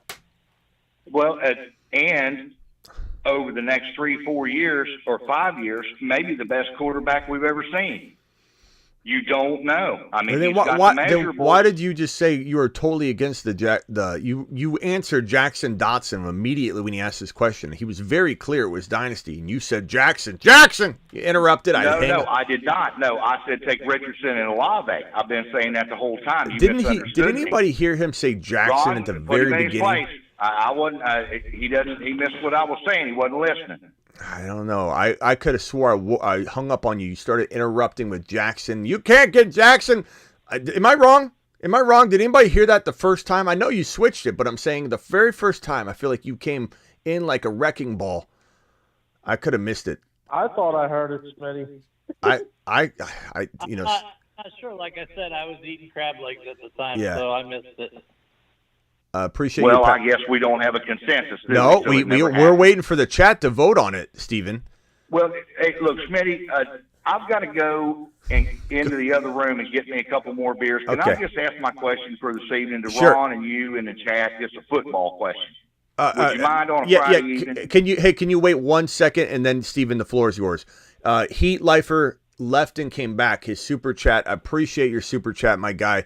Let me go find your super chat real quick. This guy left and came back. He dropped a super chat earlier. So his super chat was a $5 hauler. And are you still here, Lifer? I hope you're still here. He said, "Hey, bud, I'm picking 12th in a 3 wide receiver PPR. Also, my keeper you're getting is Mahomes in round 5. Who should you take at 12? It's always best player available.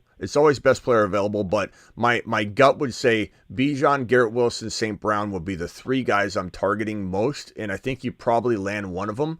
And obviously Kelsey, if it's a one-man keeper, you don't have to worry about Kelsey's longevity. So like one of those guys probably will be available to you, I would imagine.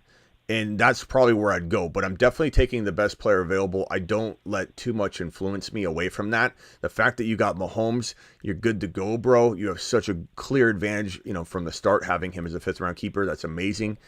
I'd have to know the context. I'd have to know the players on the board. But in general, I would say Garrett Wilson would be a smash right there. An absolute smash.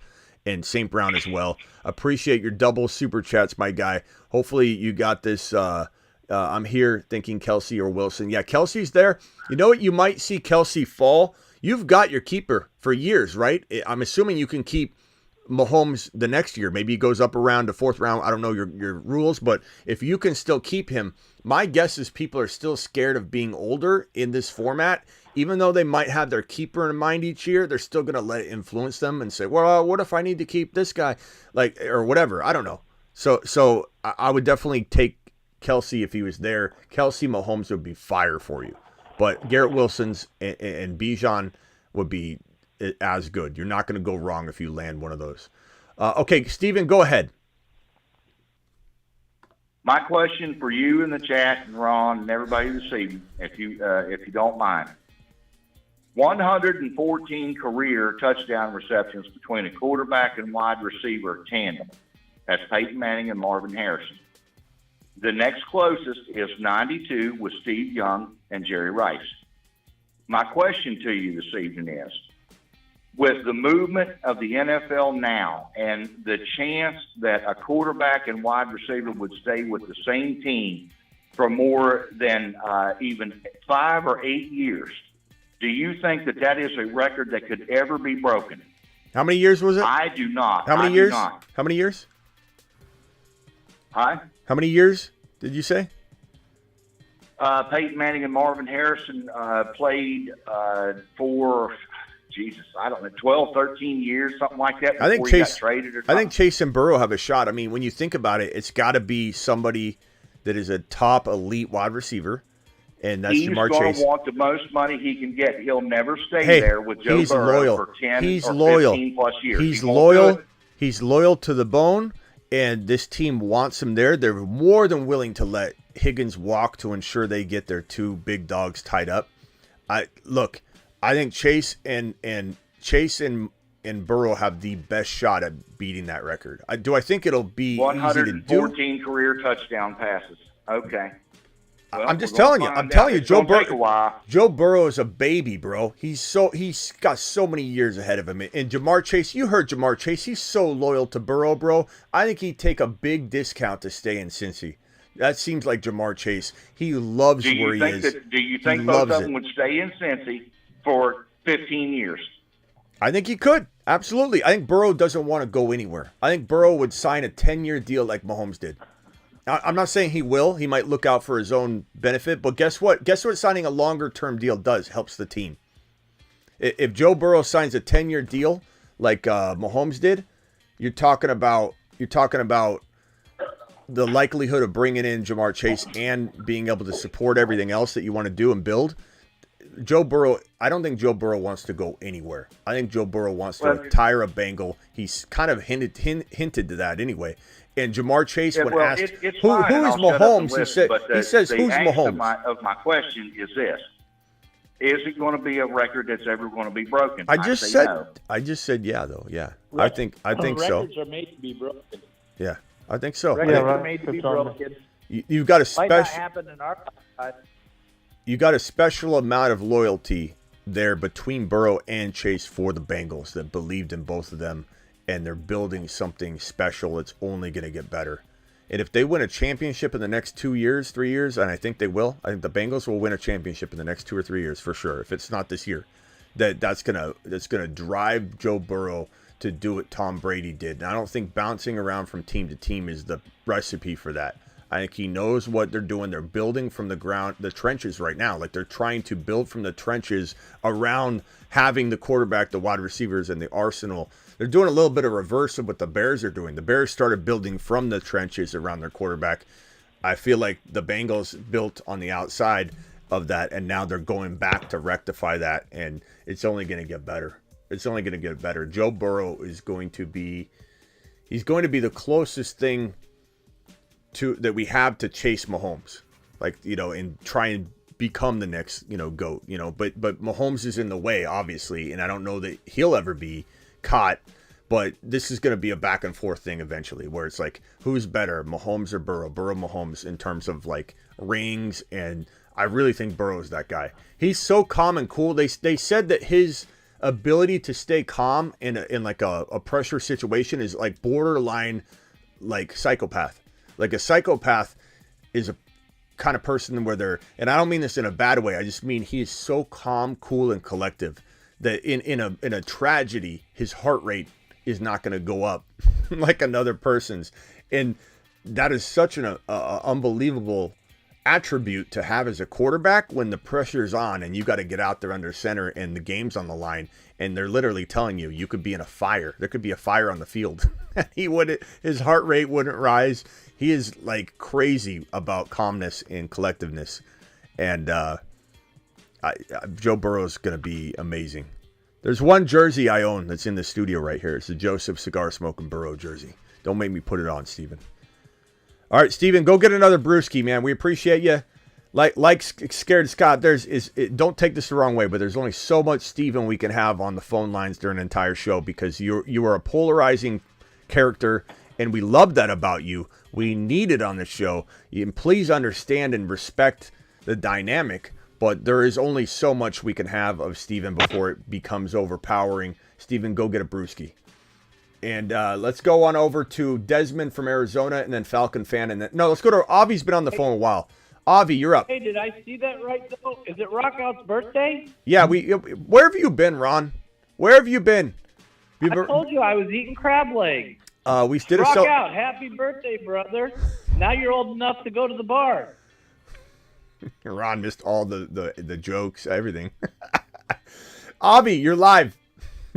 Ron. Yo, what's up, Smitty? I just have a trade, a simple 3-for-3 trade. All right. So, I'm receiving Nick Chubb, DJ Moore, and Justin Fields, and I'm trading Breece Hall, Trevor Lawrence, and Keenan Allen in a redraft full PPR. Keenan and T. Law. Okay. So Chubb, I'm sorry. Is it Dynasty you said, or what is it? Redraft? No, just redraft. Yeah. So this is how I view this. I mean, Chubb for right now has a little bit. I'm going to put little like dotted circle around him because I don't think it necessarily will hold. This is my point of the dotted circle. I think he's got the advantage over Hall right now because Hall is going to be eased back a little bit. Doesn't mean he'll be eased back for weeks and weeks and weeks. It just could be a couple weeks. And Chubb, was literally the 1 or 2 running back in the National Football League last year before Watson came back. He was scoring touchdowns at an insane rate. So there's 2 schools of thought. Watson's bad for him because he didn't score a single rushing touchdown the entire time Deshaun Watson was under center. And it wasn't like he came back for 2 games. Watson was under center, I believe, for the last 6 games. He didn't score a single rushing touchdown. So there's concern about Chubb. And I could understand somebody saying, I don't like that concern. I also don't like the mileage that he's had, and I'm not trusting, Cleveland. I could understand somebody saying, give me Hall anyway. So, like, there's that, okay? DJ Moore is, in my opinion, in redraft, very equivalent to Keenan Allen.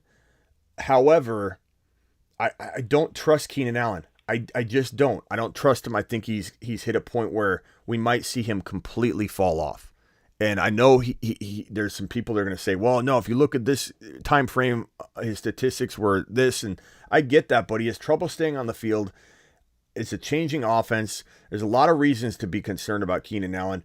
I'd rather have more, but I'll put a dotted circle around that because I think it's arguable. And I opened up by saying they're very comparable for 1 year because we don't really know what DJ Moore is going to do. He's changing offenses. We don't really know how that's all going to work.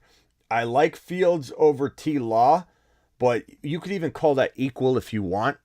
And so if we take this out, because honestly, while I draft Fields around earlier, doesn't mean I'm not like disappointed when I have to draft Fields and I know T. Law is not going to be on my team. That just goes to show how much I love both of them. So let's just clear that and just say that's a wash.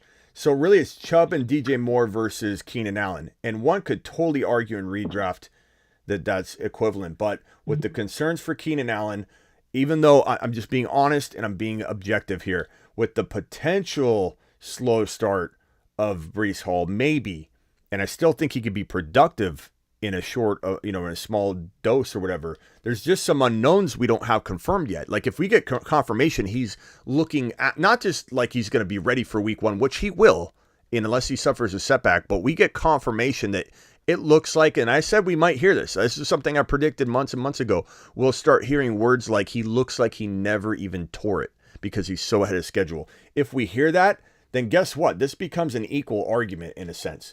But until that, I just think in redraft, this is a safer side. And the fact that I have Fields slightly ahead of T. Law, not that I don't love T. Law, but I have Fields just slightly ahead, that it's like, at the end of the day, bro, you've got very, very dotted circles, but around all three of these players on this side of the fence in redraft. They're not solid circles. They're dotted. They're arguable, but all three of them have that dotted circle around them. And redraft. So I'm slightly, just by a hair, leaning each one of the guys on this side of the fence. Slightly. Yeah. I think I'm going to do the trade. I think Nick Chubb can have like one more monster season. And I think Fields and DJ Moore, the duo, it could be, I think he's going to get targets. So. Yeah. Yeah. All right. I like Breece Hall, but yeah. Good question. All right. Thank you. All right. Later. Yep. Falcons fan. Later. Falcons fan, go ahead, bro. Yo, Smitty, what's up? Yeah, what's up? Adam, call back in. You hung up. I was going to you next. Call back in, Adam. All right, what's up, Falcons fan? What can I do for you, pal? You're live. Hey, long-time listener here, live from Nashville, Tennessee, just tuning in for a little bit here. I'm just asking you, come August, I got the 101 redraft. Am I crazy with going with Jamar Chase every single time? I think he's going to lead the league in receiving yards this year. Is that a why? I know it's not a hot take, but what do you think about that every single time? Well, long-time listener, you should know that that's my only stance. I mean, if it's a 3 wide receiver format, if it's not a required 2 wide receiver, 2 running back, and a flex, then I could lean Bijan. But Chase. No, I said Jamar Chase. No, I know. I'm saying I'm telling you, Chase is my 1.1. I've never wavered from that. But what I'm saying is, if it was a 2 running back, 2 wide receiver, 1 flex, I could lean Bijan. But other than that, if it's 3 wide receivers, if it's two mandatory running backs and 3 wide receivers and a flex, or if it's 2 running backs, 3 wide receivers, no flex, meaning that there's a little bit of an advantage wide receiver, on the wide receiver side. Chase is the guaranteed 1.1 for me if I'm on the clock. It's a 14 to 15, 16, 17 touchdown season, as you alluded to. It's a 1,1500 yard season, in my opinion. It's well over 110 receptions. Points per target, he's number 1 in the league. and he just was banged up last year. Joe Burrow was starting off slow. The offensive line was not as good. Everything's lining up perfectly. It's a potent offense. Nothing against Kirk Cousins. He did a great job last year. He, most likely will pick up where he left off, and JJ will be fed, and JJ's arguably the 1.1. There's nothing wrong with taking JJ 1.1. But for me, I think this is the year where we see Chase. He has that 14 to 17 to 20 touchdown upside. Like, if there's ever a receiver in the National Football League that's currently in the league right now, we're not talking about Marvin Harrison Jr., which we don't even know about. That's all a bunch of, speculation anyway as to how good he'll be. It's fun speculation. But of the players that are in the league right now, if anybody's capable of a 20 or greater touchdown season like Randy Moss did, it is Jamar Chase. Not only does he have the talent and ability and the touchdown pedigree, if you will, he has the quarterback and offense to get that done. He's also got an offense that is very pass heavy. They don't lean on the run in a balanced way that makes you very comfortable, like Josh Allen and the Bills. You know they're going to throw. I just think that he is the best bet to have an unbelievable, crazy touchdown season, and that protects him into my number one spot over, JJ, who could get you 2,000 yards, though. But he feels like in Minnesota, he's a 10 TD guy if he has that great touchdown season. I don't see 20 TDs coming from him like I do Chase. And you know what, Smitty? Something no one's really talking about. They shipped out Hayden Hurst. I think they picked up Big Irvin from Minnesota, if I'm not mistaken. Yep. But, a lot of those targets are going to get fed to those receivers. I mean, they don't really have a solid tight end. So yeah, I could get on board with that. Keep in mind that Chase and St. Brown, in my opinion, are my two most likely receivers to lead the league in touchdowns as a receiver, receiving touchdowns. Or really total touchdowns for a running back or wide receiver. So non-quarterbacks, Chase and St. Brown are, from pass catchers, from wide receivers ranked, and I say total touchdowns because Chase could run a touchdown or two in. St. Brown, I predict to run in 2 to 3 touchdowns, have about 200 rushing yards. So St. Brown, out of all the wide receivers, St. Brown and Chase, I think could get the most total touchdowns from the wide receiver players in 2023. We're in the same headspace. Going Chase over JJ, CMC, all that. I'm definitely cool with Chase at 1. I guess my second point is nobody's really talking about it, but the NFC South for all the FanDuel guys out there, plus 220. We don't do FanDuel. We're a underdog fantasy family here, pal. I'm just saying, plus 220 is the best bet. That's the only thing we promote over here, pal. That's the only thing we promote over here, pal. Rockout's jumping on. Falcon, anything else you got? That's it. Just take the Falcons at plus 220. Right. We're going to playoffs. We appreciate you. Later. Hey, Smitty. Boy's got to be receiving yards from JJ. That boy's got to be careful. He's kept doing it. He almost Falcon. You almost got booted. Brucey, real quickly, hang tight. Let me go over to Slime one more time. I'm going to cycle off everybody on the phone line. Slime, Sway.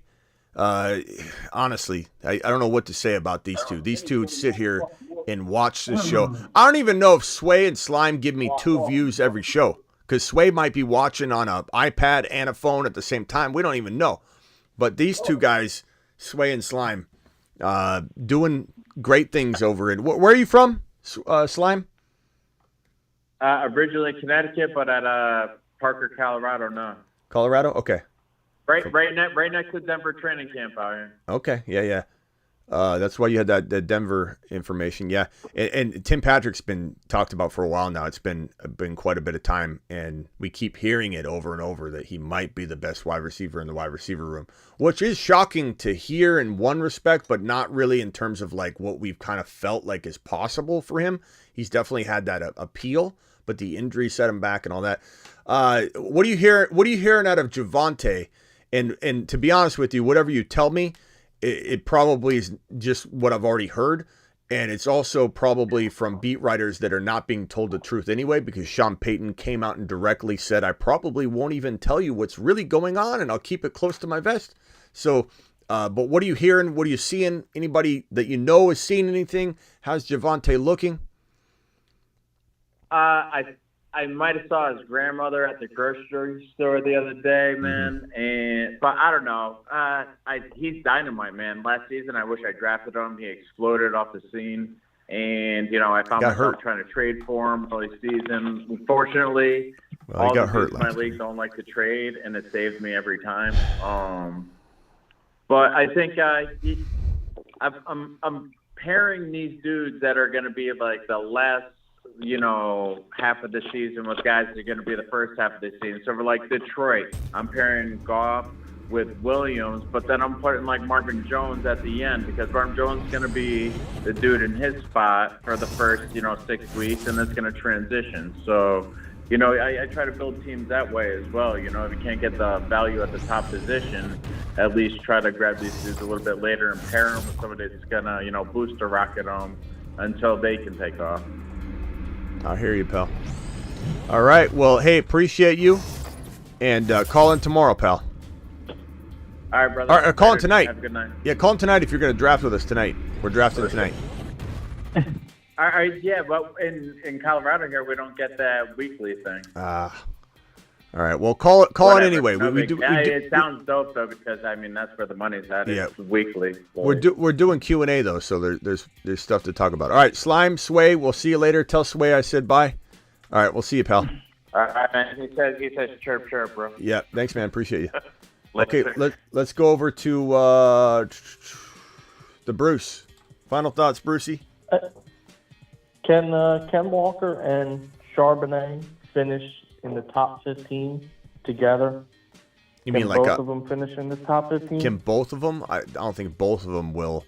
They could. They could. They're run heavy, but odds are you're gonna have the combo, but deciding which one to start, like not including both of their stats, you have to just pick and choose. I think the 17 starts you make will probably be inside the top 9 to 10, but there's some risk to that.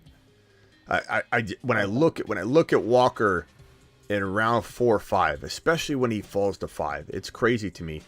I don't feel like there's much better value in round 5 than when Walker's sitting there. Fields is obviously right there, or a little bit even maybe ahead of him, which is why Fields was number 3 on the top 4 best picks in fantasy football 2023 video series, which part 4 comes out probably tomorrow or Monday.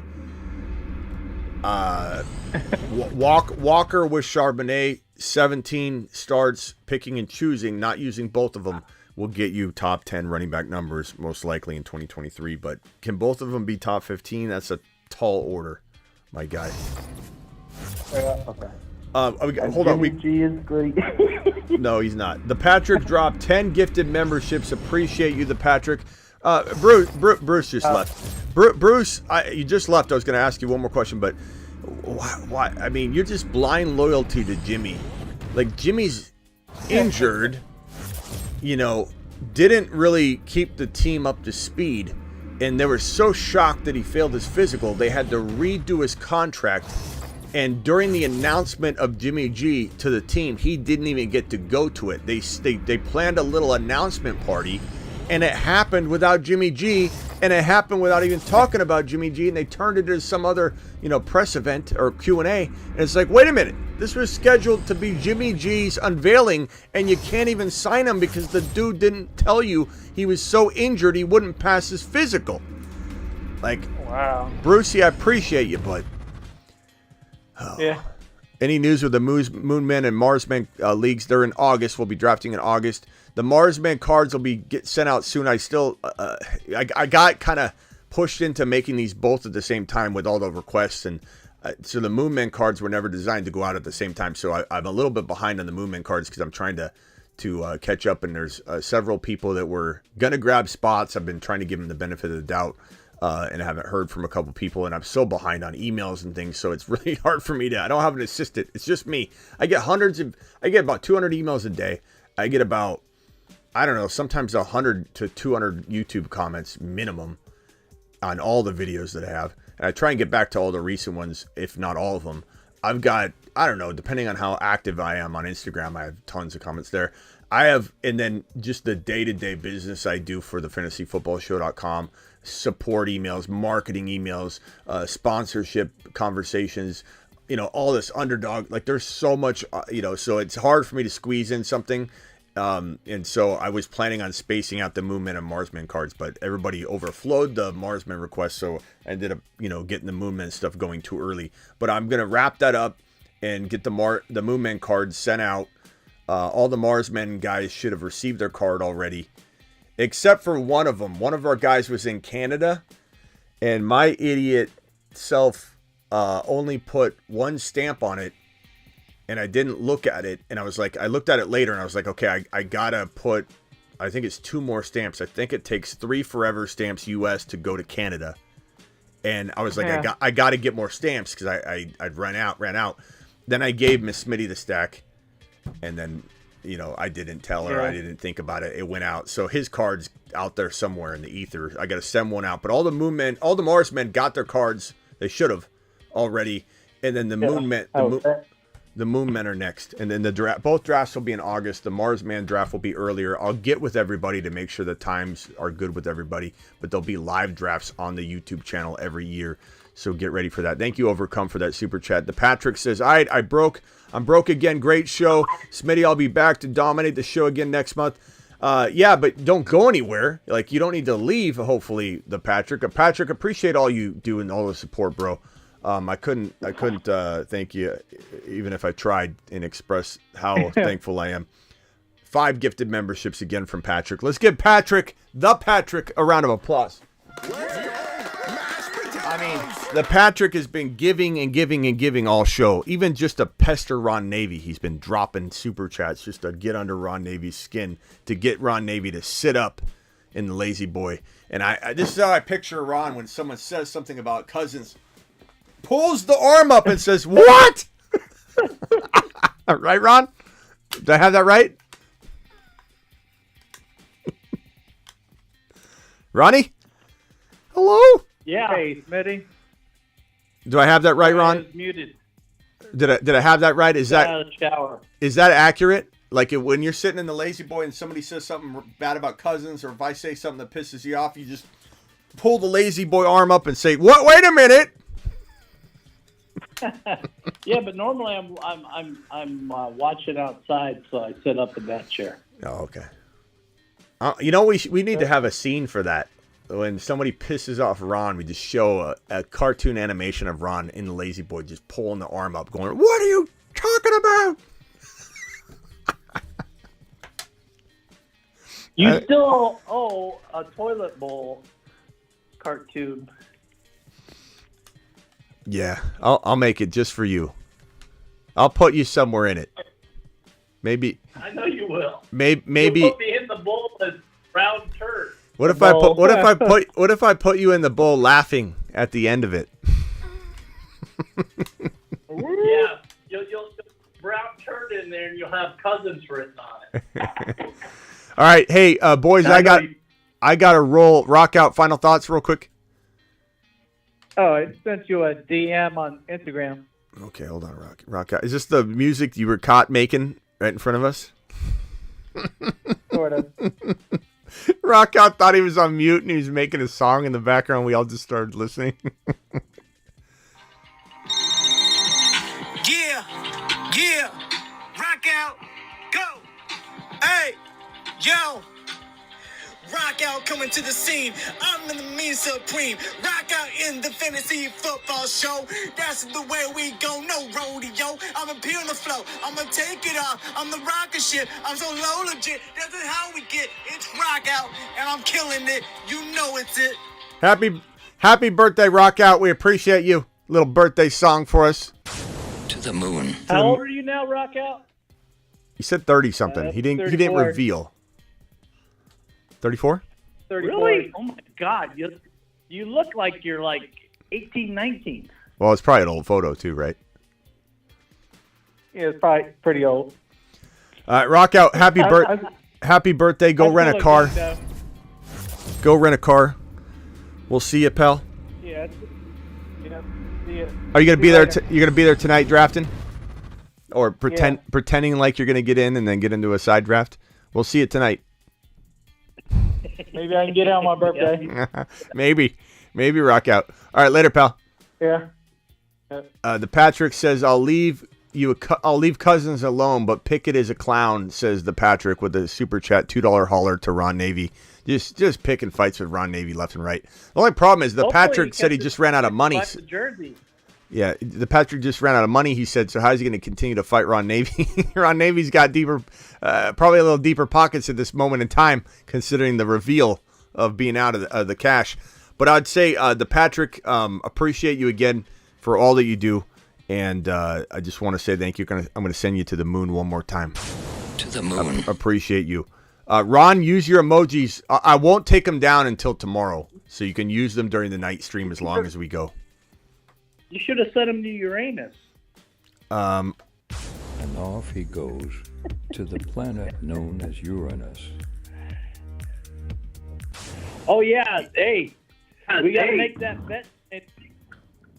We got to make the what bet? If Cousins outperforms Burrow this year, Cousins' emoji's got to be permanent.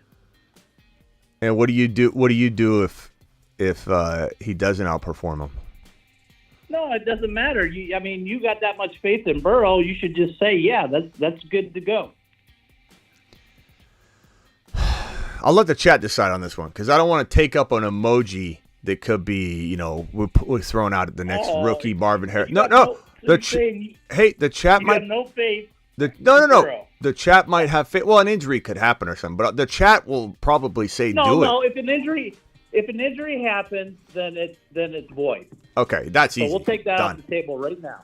Done. You know what you could have had, Ron, if you played hardball? You gave me a softball. Ticket too? No, I would have let you have like the COU. the whole all the letters so you could drop Cousins, spell it out. Can you imagine if I lose that bet and for permanent, like all of our emojis are taken up so you can spell Kirk Cousins KIRK with If you did that, your show would go down real quick. People would stop. They're like, this is a Viking show. I'll go and troll Ron. Appreciate you, the Patrick, my man. All right, Ron, rock out. I'll see you tonight. See you both there. Adam. Yeah, go ahead. See you, Ron. Adam, I didn't give you any time yet, so go ahead, my guy. Hey, what's going on, Smitty? I was at work when I called in earlier, and I waited, and Sorry. I didn't want to interrupt anybody, so I eventually just hung up. I saw that you guys there was a trade where someone was talking about AR and AR.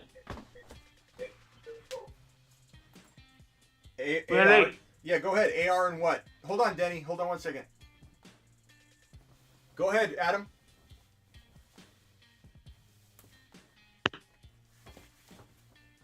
Adam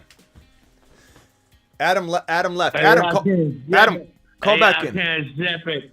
He doesn't have to zip like me and Smitty. Hey, Denny, are you looking at the screen right now? No. Can you look? But I did see you with my T-shirt. I got it on. Dude. I got it on right now. Oh my God! I'll cry. I saw you. I saw that. Danny, that was badass, bro. Denny season. AR-15 kit. I'm wearing it. I'm gonna do that. So we're gonna have such a good time, Smitty, in Vegas. Dead ass, dude. Dude, I'm gonna zip a football at you, and you better catch it. I got hands like Chris Carter. I got hands like I'm telling you, Denny. On the live stream, you can zip them at me, and I'll keep catching them over and over and over again. I believe it. I believe you. That's why I love you. Denny, hang tight real quick. Let me just answer Adam's question. Adam, go ahead. I heard you, but you weren't talking, so I'm glad you called back. Can you ask the question again, Adam?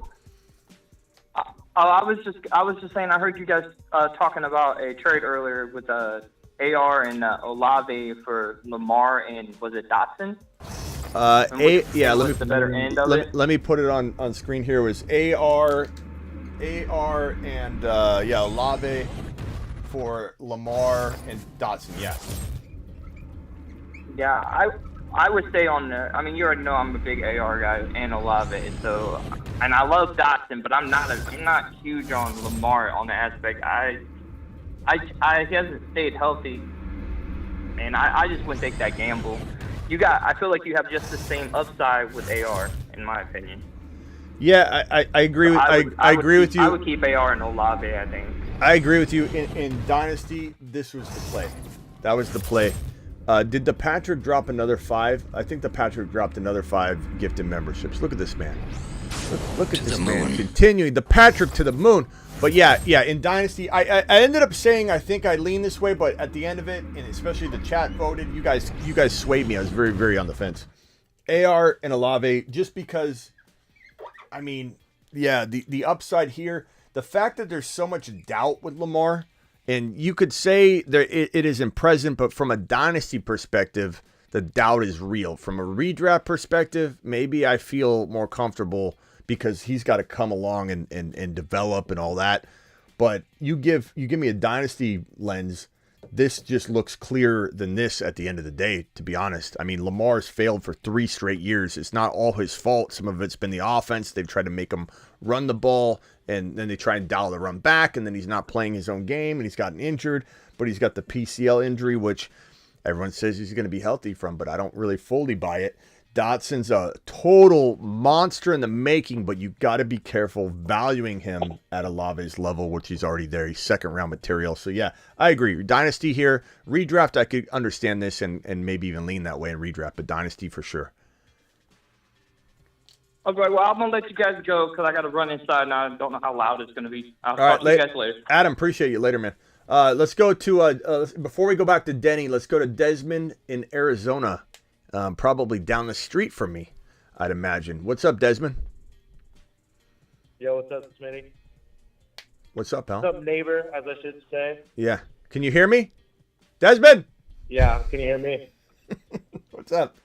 Can you hear me? I don't know. Yeah, anyways. Kenneth Walker in the 6th round or Amon-Ra St. Brown in the 5th round, PPR keepers, half PPR, 12-man. Walker. Oh, man. Walker 5th round or St. Brown 6? No, swap that. Oh, Walker 6, St. Brown 5. Well, yep. This is the way I would look at it, just so you understand my logic and how I would assess this myself, is that this guy's going in round 5, top of 5. This guy's going at 12 overall. So even though this round is, obviously more attractive on its face, the fact that you could probably draft him back a lot easier and maybe closer to his keeper round, this is the no-brainer, St. Brown. But you can get Walker very easily and draft him back and not even have to use your immediate pick, most likely. So I for sure go St. Brown. And Dynasty, he's going a lot higher than that, but, you get my drift. Okay. Yeah, because he kind of got hurt and he kind of dropped off. Well, I guess both of them. Walker also got hurt, but yeah, I like that because I was originally going to keep Walker, but I've been paying more attention to fantasy and what people are drafting and what rounds. So I've been noticing Brown's been going pretty early. Yeah. Good question, my guy. Anything else? Thank you. No, that's it, buddy. All right. Hey, I got an Instagram group. DM me on IG in the first couple words so I can see it in my folder that shows requests or whatever. Say add me to the Arizona, group, and I can add you to the Instagram Arizona chat. And so whenever I do any local stuff, like any live streams from on location somewhere, I'll get with that group. So you already added me in that. Oh, good. Okay. Sorry, bro. I don't remember everything. You're good, brother. Desmond, appreciate you. Later. Denny, final thoughts. You're the final call of the day. I'm wearing your shirt right now. I'm about to leave. Oh, I saw it. Smitty, I can't tell you how much that means to me. Yeah. I watched your Fields thing today. I really enjoyed that. You thinking about Fields today? I really enjoyed that. It enjoyed you, Denny. But at the end of the day, I'm going to meet you. All right, I'll see. out of Vegas. I'll see you there. And we're gonna have a good time, brother. I'm telling you right now. I appreciate don't know you, if Denny. I'm gonna have to say anything, intelligent, but you know what? At the end of the day, I'll be standing right next to you, Smitty. Right? Denny, you're gonna be on the live stream. whole time. You're gonna have a segment where Denny comes on the live stream. I'm handing him a mic. He's gonna be on camera. It's gonna be a good time. Appreciate you, Denny. Hey, Denny, I got to give the cat his insulin injection. I'm 8 minutes past due. Miss Smitty's going to kill me if she comes home and sees I haven't done it yet. I got to run. Denny, I appreciate you. The Patrick, I appreciate you. Ron Navy, everybody that super chatted. All my Mars men, all my Moon men. Appreciate you all. Denny, appreciate you. I'll see you in Vegas, but I'll see you probably either tonight or tomorrow on the stream. Thank you for calling in. Yeah, definitely be there. Yeah. All right, later, pal. I hope Miss Smitty's gonna be there when I show up. I don't know if she'll be hanging out near the poolside or anything like that, but definitely. I mean, just to say hello. You know what I mean? Yeah. Just just to. Bro, I'm meet sure we, you screaming and yelling, me screaming at you, all that stuff's kept her up. She'd probably recognize a lot of your voices. She'd be like, "Oh, that's Denny. That's the guy that I can't sleep because I hear him going, hey, Smitty's sipping it." All right, I gotta go. I'm not gonna be here tonight if I don't give this cat the injection because Smitty's gonna have my neck. I'll see you later. Bye. All right, I gotta run, guys. This cat's, who knows what he's doing. He's probably hit the floor. I heard a thump out there. Andrews, Jacobs, Tony, 2 first round, 2 to 4 first. What? 2 to 4 first? 2 to 4 overall is what I'm guessing. I don't know. 20. Or is that 20? No, it's 24. It's just dividing it up. Hold on. Let me see if that's what's going on here. Oh, yeah, 24. It's just how it's stretching it out. Andrews, Jacobs, Tony, 24 first, 1.7 equals the 1.1 Bijan. Yes, I take Bijan over all of that. Smitty approved. You've just been... Smitty approved. And I appreciate you for dropping that $2 hauler. Give me Bijan all day on that. All day on that. I overpay, and that's not even maybe an overpay. I'll see you all later. Peace out. Thank you, Patrick. Patrick says the Fantasy Football Show has contributed to my sobriety. I'm grateful. Hey, Patrick, appreciate you, my man. My guy, the Patrick. Our boy. Our boy, the Patrick, thank you for dropping all the super chats. Overcome, thank you. Heat Lifer, hopefully you got my answer. Appreciate you. Rock Out, happy birthday, and thank you for the super chat. The Patrick, appreciate you. Shoddy, appreciate you. The Patrick just dropping fire all night long, dropping his $55 prediction and hauler. Heat Life, thank you again, Patrick, all over the place. Look at this man. Overcome, the Patrick. The Patrick is overcome with joy. And he loves this show, and we love him back. I'll tell you that. Overcome, thanks again for your super chat. Thank you for this question you just asked. The Patrick dropping fire here. Let me go back up to the top here. We got Ron Navy dropping the first super chat of the night. Standing ovation to Ron Navy. I owe that to the first super chatter. Every single time there's a first super chatter, I got to remember to do that. Ron Navy dropping fire. The Patrick dropping more fire. I'm just dragging these super chats on the screen here. Thank you for you guys having a little fight here in the super chat realm. Best strategy on top rounds in the 4th pick in the super flex. Did I ever answer this for Derek? I think I read it, but did I answer it? Derek, are you still here? Good Lord. Derek, I'm sorry. Wild Bill, appreciate you. Wild Bill. Rhino, did someone say Kirk? I think I got to that one. I'm an absurd amount of leagues. I appreciate you. Is this guy Derek still here? Derek, I'm sorry, bro. If I think I read it and then I got distracted or something. God, look at me. Derek, I'm sorry. Derek says best strategy on top rounds in the 4th pick. Maybe I did give him the advice. I'm not sure if I did. Derek, are you still here? Poor Derek, bro. This guy. I got to get the cat. I'm going to get in such trouble. Derek, are you here? Derek, are you here? Derek, I would say it's quarterback. It's Burrow. It's one of the top 4 quarterbacks. Even Fields. I mean, I love Fields. Then you go back to, in the 2nd and 3rd round, normal drafting. Act like it's not super flex for just 2 rounds, maybe 3. And then you try and get Jordan Love or AR-15 or Aaron Rodgers as your quarterback, even in the fourth draft slot, that fourth round, that's where you want to do that. But that's where you come in and you create a team that no one can have. I got a Superflex video coming out very soon to explain this in a little bit more clear and better detail. But Derek, good Lord. Derek, everybody give a Derek emoji to the moon. This poor guy. I think it got lost in the shuffle. Derek, I'm sorry. I'm out of here.